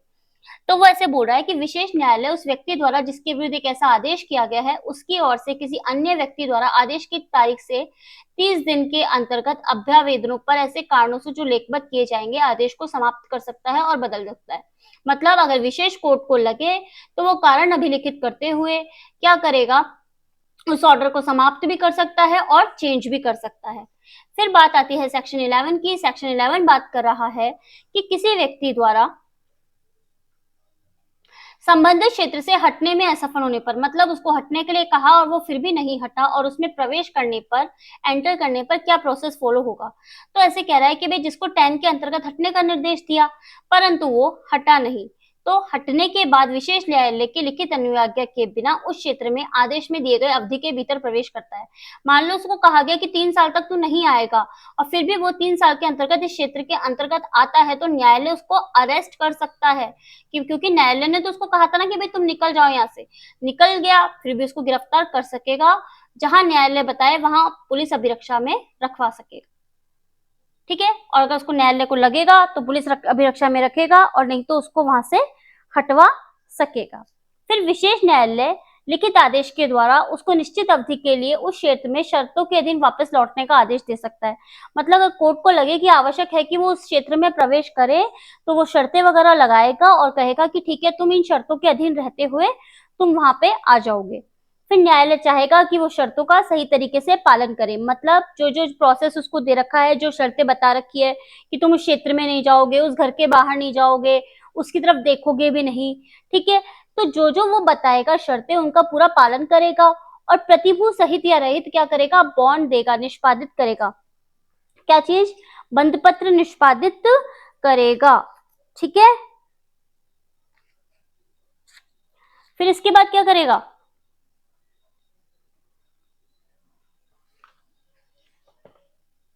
विशेष न्यायालय ऐसी अनुज्ञा को किसी भी समय समाप्त कर सकता है, मतलब जो कुछ भी वो आज्ञा वगैरह देगा उसको किसी भी समय समाप्त कर सकता है।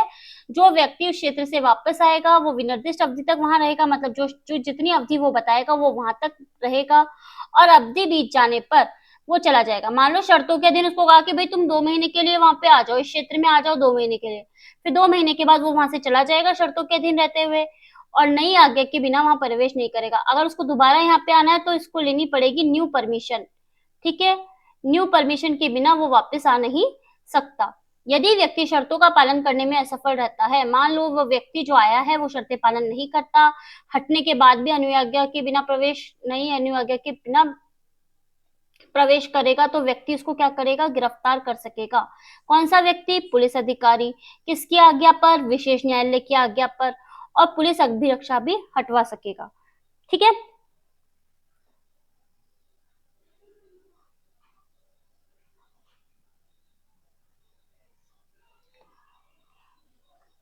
अब देखिए सेक्शन 12 क्या बोल रहा है, ऐसे व्यक्तियों के जिनके विरुद्ध धारा 10 के अधीन आदेश दिया गया, माप, फोटो आदि लेना नहीं। सेक्शन 10 में ऑर्डर दिया हटने का, प्रक्रिया फॉलो की 11 में, तो कह रहा है कि जिसने 10 में आदेश पाने वाला जो व्यक्ति होगा वो विशेष न्यायालय द्वारा अपेक्षा किए जाने पर किसी पुलिस अधिकारी को अपने माप या फोटो लेने देगा। मतलब अगर पुलिस कहेगा स्पेशल कोर्ट की इसकी फोटो वोटो लेके आओ, तो पुलिस अधिकारी उसकी फोटो ले लेगा। ठीक है, अगर फोटो लेने में से मना करता है, प्रतिरोध करता है, किसी भी तरीके का विरोध करता है, तो जो उसको आवश्यक उपाय लगेंगे वो करेगा पुलिस पुलिस जो अधिकारी होगा वो। और अगर माप या फोटो का विरोध करेगा, इनकार करेगा, तो आईपीसी का जो सेक्शन 186 होता है उसके अधीन उसको अपराध माना जाएगा। इंपॉर्टेंट हो जाता है हमारे लिए ये वाला क्वेश्चन। यदि 10 का ऑर्डर समाप्त हो जाता है तो जो माप फोटो के लिए स्पष्ट कर दिए जाएंगे उस व्यक्ति को सौंप दिए जाएंगे जिनके विरुद्ध आदेश दिया गया था। अब मान लो कि वो ऑर्डर ही खत्म हो गया, उसको क्षेत्र में आने वाली जो अवधि वगैरह थी वो सब चीजें खत्म हो गई, तो उस फोटो का क्या करेंगे? फोटो का हम कर ही क्या सकते हैं फिर? तो फिर हम क्या करेंगे, उस फोटो को उस व्यक्ति को वापस सौंप देंगे कि भाई ले तेरी फोटो और जा सिमरन जी ले अपनी जिंदगी। अब बात करेंगे सेक्शन 13 की। सेक्शन 13 क्या बोल रहा है? सेक्शन 10 के अधीन अनुपालन के लिए शास्ति, मतलब सेक्शन 10 में जो ऑर्डर दिया था हटने वगैरह करने का, प्रवेश नहीं करने का, अगर उसका अनुपालन किया जाता है, मतलब उसको फॉलो नहीं करते हैं, तो पेनल्टी दी जाएगी। कितनी पेनल्टी दी जाएगी? 1 वर्ष तक का कारावास और जुर्माने से उसको दंडित किया जाएगा। 2011 का जो एपीयू का एग्जाम था ना, उसमें ये क्वेश्चन पूछा गया था। तो क्या क्वेश्चन रिपीट नहीं हो सकते? बिल्कुल हो सकते हैं। तो ये हमारे लिए क्वेश्चन इंपॉर्टेंट हो जाता है। चलिए बात करते हैं हमारे नेक्स्ट पार्ट की। आता है चैप्टर नंबर 4। चैप्टर नंबर 4 आता है 14 और 15। 14 से लेके 15 तक की जो बात कर रहा है वो कर रहा है स्पेशल कोर्ट के बारे में। ठीक है, स्पेशल कोर्ट और एक्सक्लूसिव स्पेशल कोर्ट, अनन्य विशेष न्यायालय।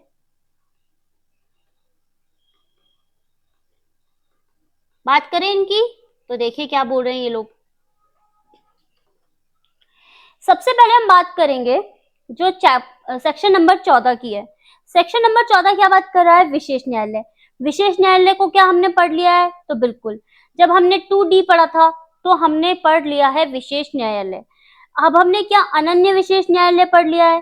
तो जी बिल्कुल, हमने अनन्य विशेष न्यायालय को भी पढ़ लिया था। कब पढ़ा था हमने? हमने पढ़ा था बीडी। बीडी देखा था ना आपने? बीडी क्या बोल रहा था? अनन्य विशेष न्यायालय, जिसमें था 14 क।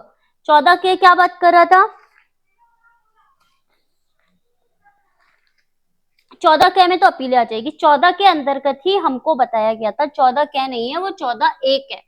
ठीक है, देखिए विशेष न्यायालय तो हमको बताया गया था 14 में, सेक्शन 14 में बताया गया था स्पेशल कोर्ट, और 14 एक था, उसके अंतर्गत हमको अनन्य विशेष न्यायालय की बात की गई है, यानी एक्सक्लूसिव स्पेशल कोर्ट। तो ये वाले प्रोविजंस तो हम पढ़ के आ ही चुके हैं, तो इनको तो हमको देखने की जरूरत नहीं है। अब हम जो बात करेंगे वो बात करेंगे 14 की, यानी कि 14A की जो बात की जा रही है उसमें हमको कहा जा रहा है अपील्स के बारे में, यानी अपीलें कैसे की जाएगी। भाई न्याय हो गया, न्याय दे दिया विशेष न्यायालय ने, अनन्य विशेष न्यायालय ने, ऑर्डर वगैरह पास हो गए, तो अब अपील भी तो करेगा ना। उस व्यक्ति को लग रहा है मेरे संग अन्याय हुआ है, मुझे पूरा प्रॉपर तरीके से न्याय नहीं मिला, तो वो कहाँ जाएगा? वो जाएगा अपीलों के अंतर्गत। तो क्या कह रहा है, अगर हम ओल्ड लॉज को लेंगे तो सीआरपीसी को देखते हुए, और अगर न्यू लॉ लेते हैं तो बीएनएसएस को देखते हुए, स्पेशल कोर्ट और एक्सक्लूसिव स्पेशल कोर्ट क्या करेगा, इसके जो निर्णय होंगे, इन्होंने जो दंड वगैरह दिया होगा, इन्होंने जो ऑर्डर वगैरह पास किए होंगे, उनके विरुद्ध अपील, जो अंतर्वर्ती ऑर्डर नहीं है। इंटरलोकेटरी ऑर्डर पढ़ा है ना आपने? कहाँ पढ़ा था? सीपीसी में पढ़ते हैं हम इंटरलोकेटरी ऑर्डर। तो जो इंटरलोकेटरी ऑर्डर नहीं है, अंतर्वर्ती आदेश नहीं है, किसी तथ्य के संबंध में है, विधि के संबंध में है, तो इनकी जो अपील होगी वो कहां पर होगी? हाई कोर्ट में होगी। और सीआरपीसी जो है हमारी 1973, उसके सेक्शन 378 के क्लॉज 3 के होते हुए भी स्पेशल कोर्ट या एक्सक्लूसिव स्पेशल जो कोर्ट होंगे वो जमानत मंजूर या नामंजूर करे, उसके आदेश के विरुद्ध अपील भी कहां पे होगी? हाई कोर्ट में। तो बेसिकली क्या कंक्लूजन निकला? कंक्लूजन ये निकला है कि जो अपील की जाएगी वो कहां पर की जाएगी? हाई कोर्ट में की जाएगी। तो यहाँ पे क्वेश्चन रेज होता है कि विशेष न्यायालय और एक्सक्लूसिव विशेष न्यायालय, यानी कि अनन्य विशेष न्यायालय के विरुद्ध जो अपील की जाती है वो किस में की जाती है? सेशन कोर्ट में, हाई कोर्ट में, सुप्रीम कोर्ट में, या फिर इनमें से कोई नहीं? तो इसका आंसर होगा, इसकी अपील की जाती है हाई कोर्ट में। चलिए बढ़ते हैं आगे। और प्रत्येक अपील जो होगी वो 90 दिन के अंतर्गत की जाएगी। इंपॉर्टेंट मार्क हो जाता है हमारे लिए। देखिए बेसिकली जो अपील वाले प्रोविजंस रहते हैं ना, इनमें रहता ही है कि भाई अपील जो की जाती है वो 90 दिन के अंतर्गत की जाती है।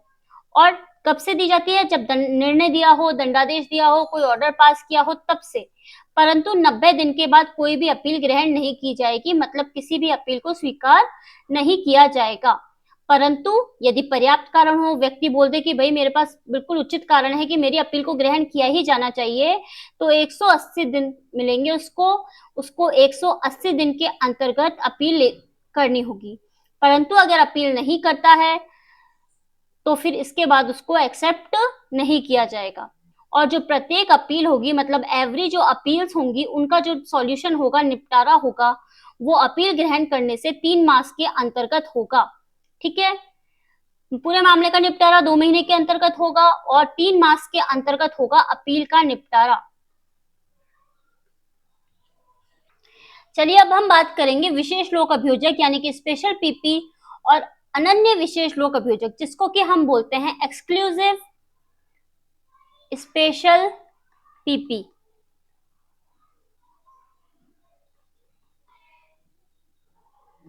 तो ये तो हमारे लिए इंपॉर्टेंट हो जाते हैं। अगर हम एपीओ का एग्जाम देने जा रहे हैं तो हमको तो पब्लिक प्रोसिक्यूटर का मतलब बिल्कुल पता होना चाहिए। तो इसके हम बात करते हैं, तो हम बात करेंगे 2D की बात करेंगे।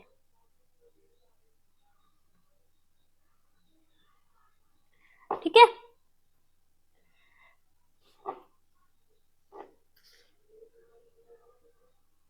तो हमने क्या इसको इस सेक्शन को पढ़ लिया था? तो बिल्कुल, जब हमने 2E के कॉन्सेप्ट को क्लियर किया था तब हमने विशेष लोक अभियोजक और अनन्य विशेष लोक अभियोजक के कॉन्सेप्ट को पढ़ लिया था। ठीक है, आप लोग क्या करेंगे? सेक्शन 15 के संग करेंगे इसका रिवीजन। ठीक है, अब हम बात करेंगे हमारे नेक्स्ट वाले पार्ट की, जो कि है 4K यानी कि 4A। किसके बारे में बात करता है? Rights of victim and witness. जो पीड़ित व्यक्ति होता है और साक्षी, इसके अधिकार वगैरह हमको बताए गए हैं। पीड़ित व्यक्ति कौन होता है? पीड़ित व्यक्ति जो कि SC/ST एक्ट का सदस्य होगा। कहाँ पे पढ़ा था हमने?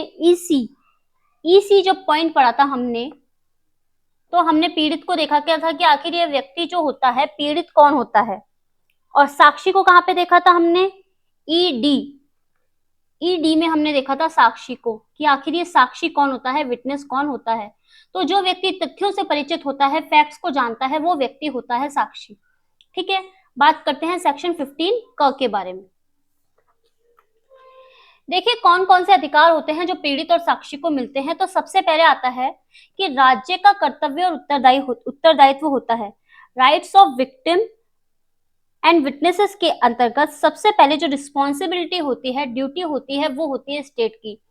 क्या करेंगे? जो पीड़ित होता है, विक्टिम होता है, उसके जो आश्रित होते हैं, उसके जो डिपेंडेंट होते हैं, उसको और साक्षियों को देगा वो संरक्षण। ठीक है,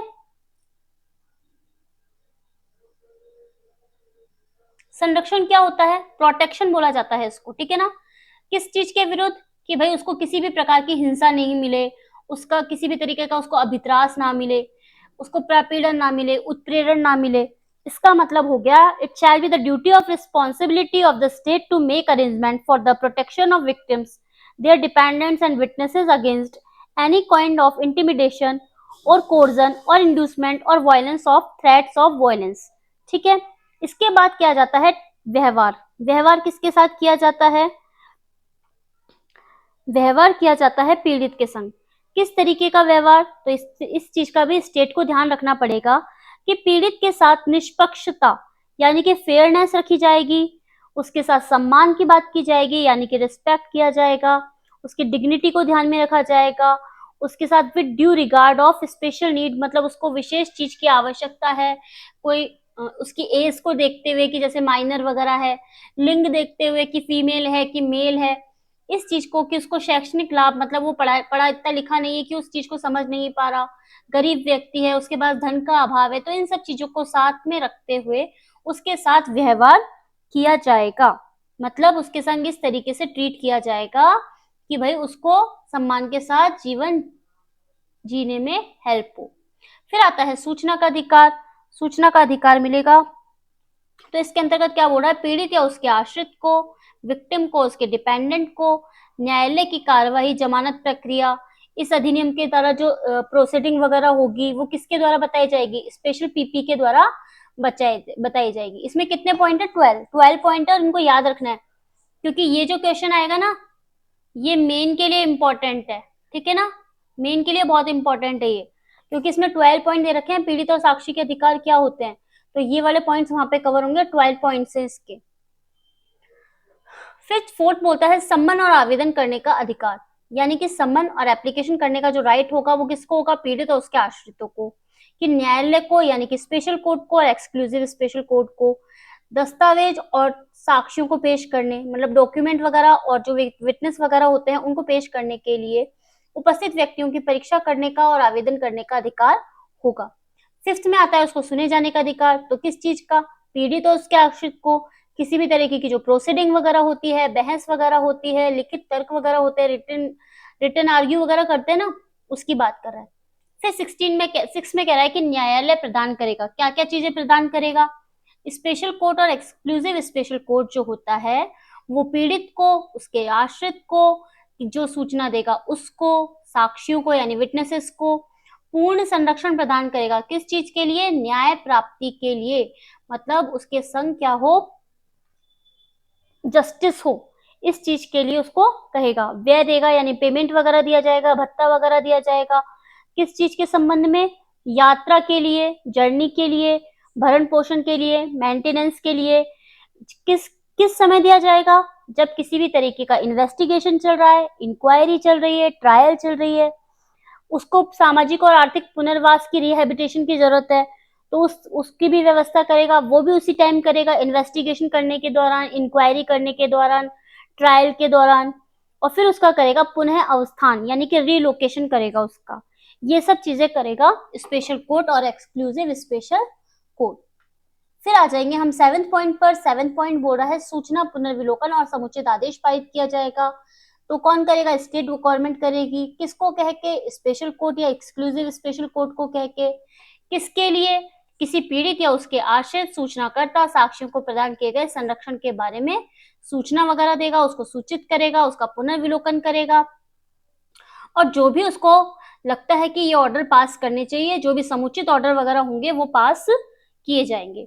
अब कह रहा है उसको उपाय किए जाएंगे, किसके सामने, कोर्ट के सामने। कोर्ट कौन सा है हमारा, स्पेशल कोर्ट और एक्सक्लूसिव स्पेशल कोर्ट।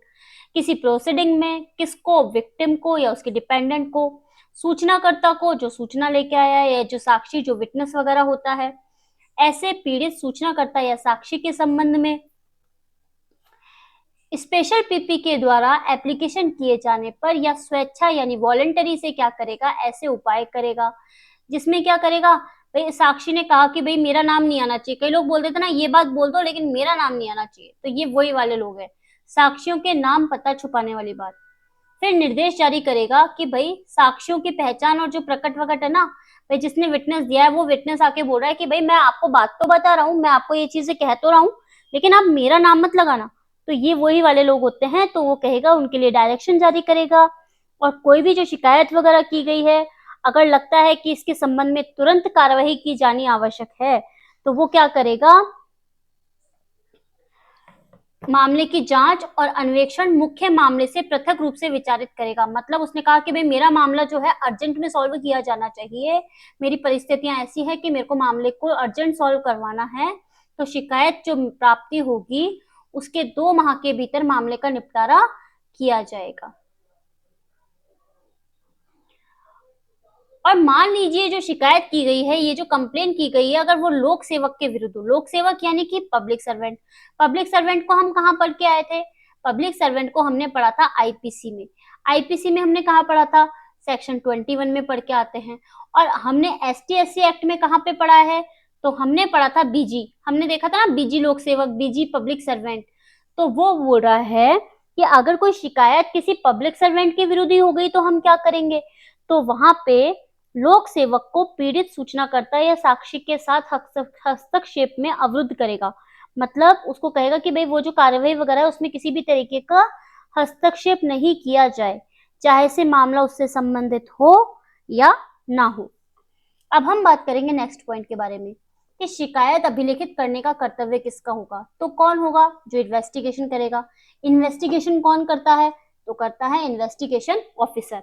या फिर क्या होता है, थाना अधिकारी जो होता है, पुलिस इंचार्ज जो होता है, वो किसके संबंध में करेगा? पीड़ित के संबंध में यानी विक्टिम के संबंध में।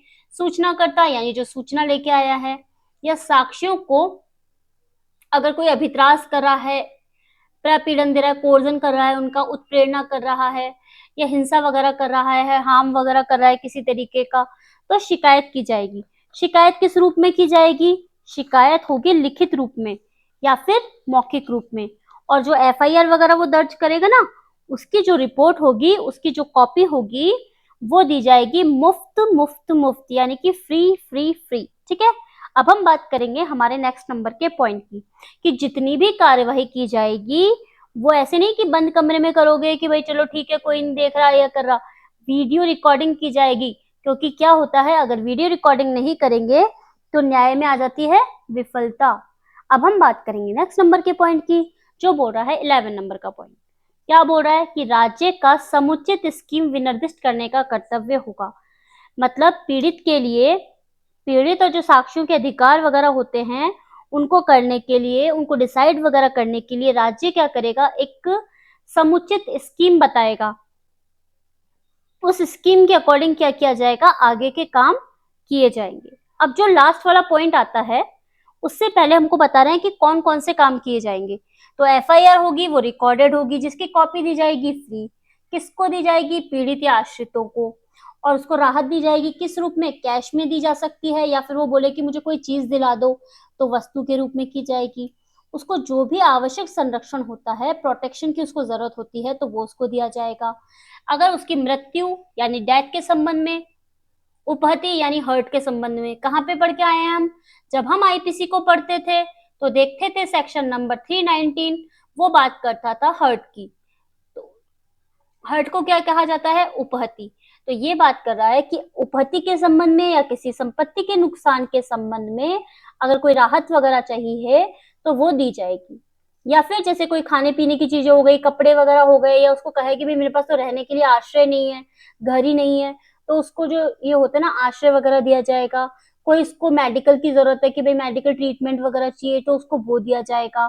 कन्वेंस की फैसिलिटी उसको चाहिए कि भाई मैं तो घर नहीं जा पा रहा हूँ, रात हो गई है, तो उसकी परिवहन की सुविधा उपलब्ध करवाई जाएगी। और उसको डे बाय डे जो होगी ना, उसको भत्ते वगैरह चाहिए होंगे, तो वो दिए जाएंगे। उसको उसको मेंटेनेंस वगैरह दिया जाएगा। और उसको दी जाएगी अधिकारों की जानकारी, कि मान लीजिए कोई गरीब व्यक्ति है, कोई अनपढ़ व्यक्ति है, उसको कुछ पता ही नहीं है। नॉर्मली जो लोग शहरों में रहते हैं उनको तो पता होता है कि भाई हाँ ठीक है, इस तरीके से अपना राइट का यूज कर सकते हैं।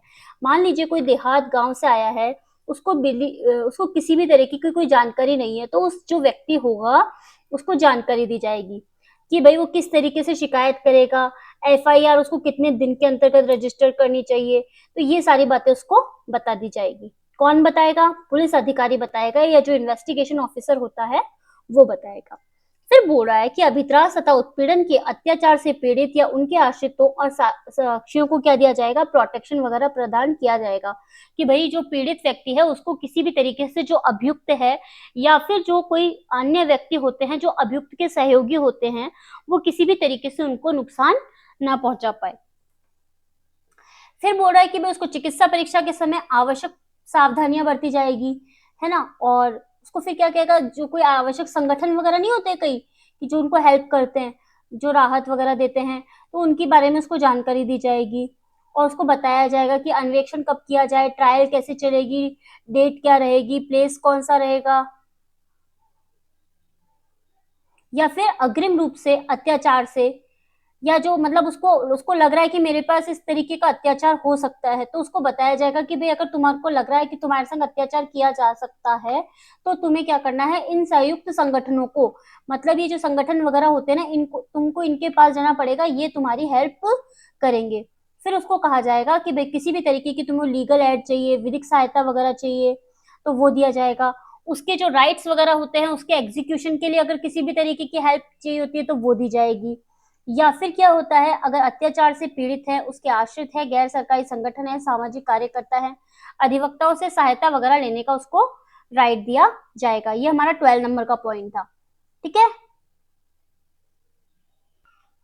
तो ये तो हमने पार्ट 1 को कवर किया।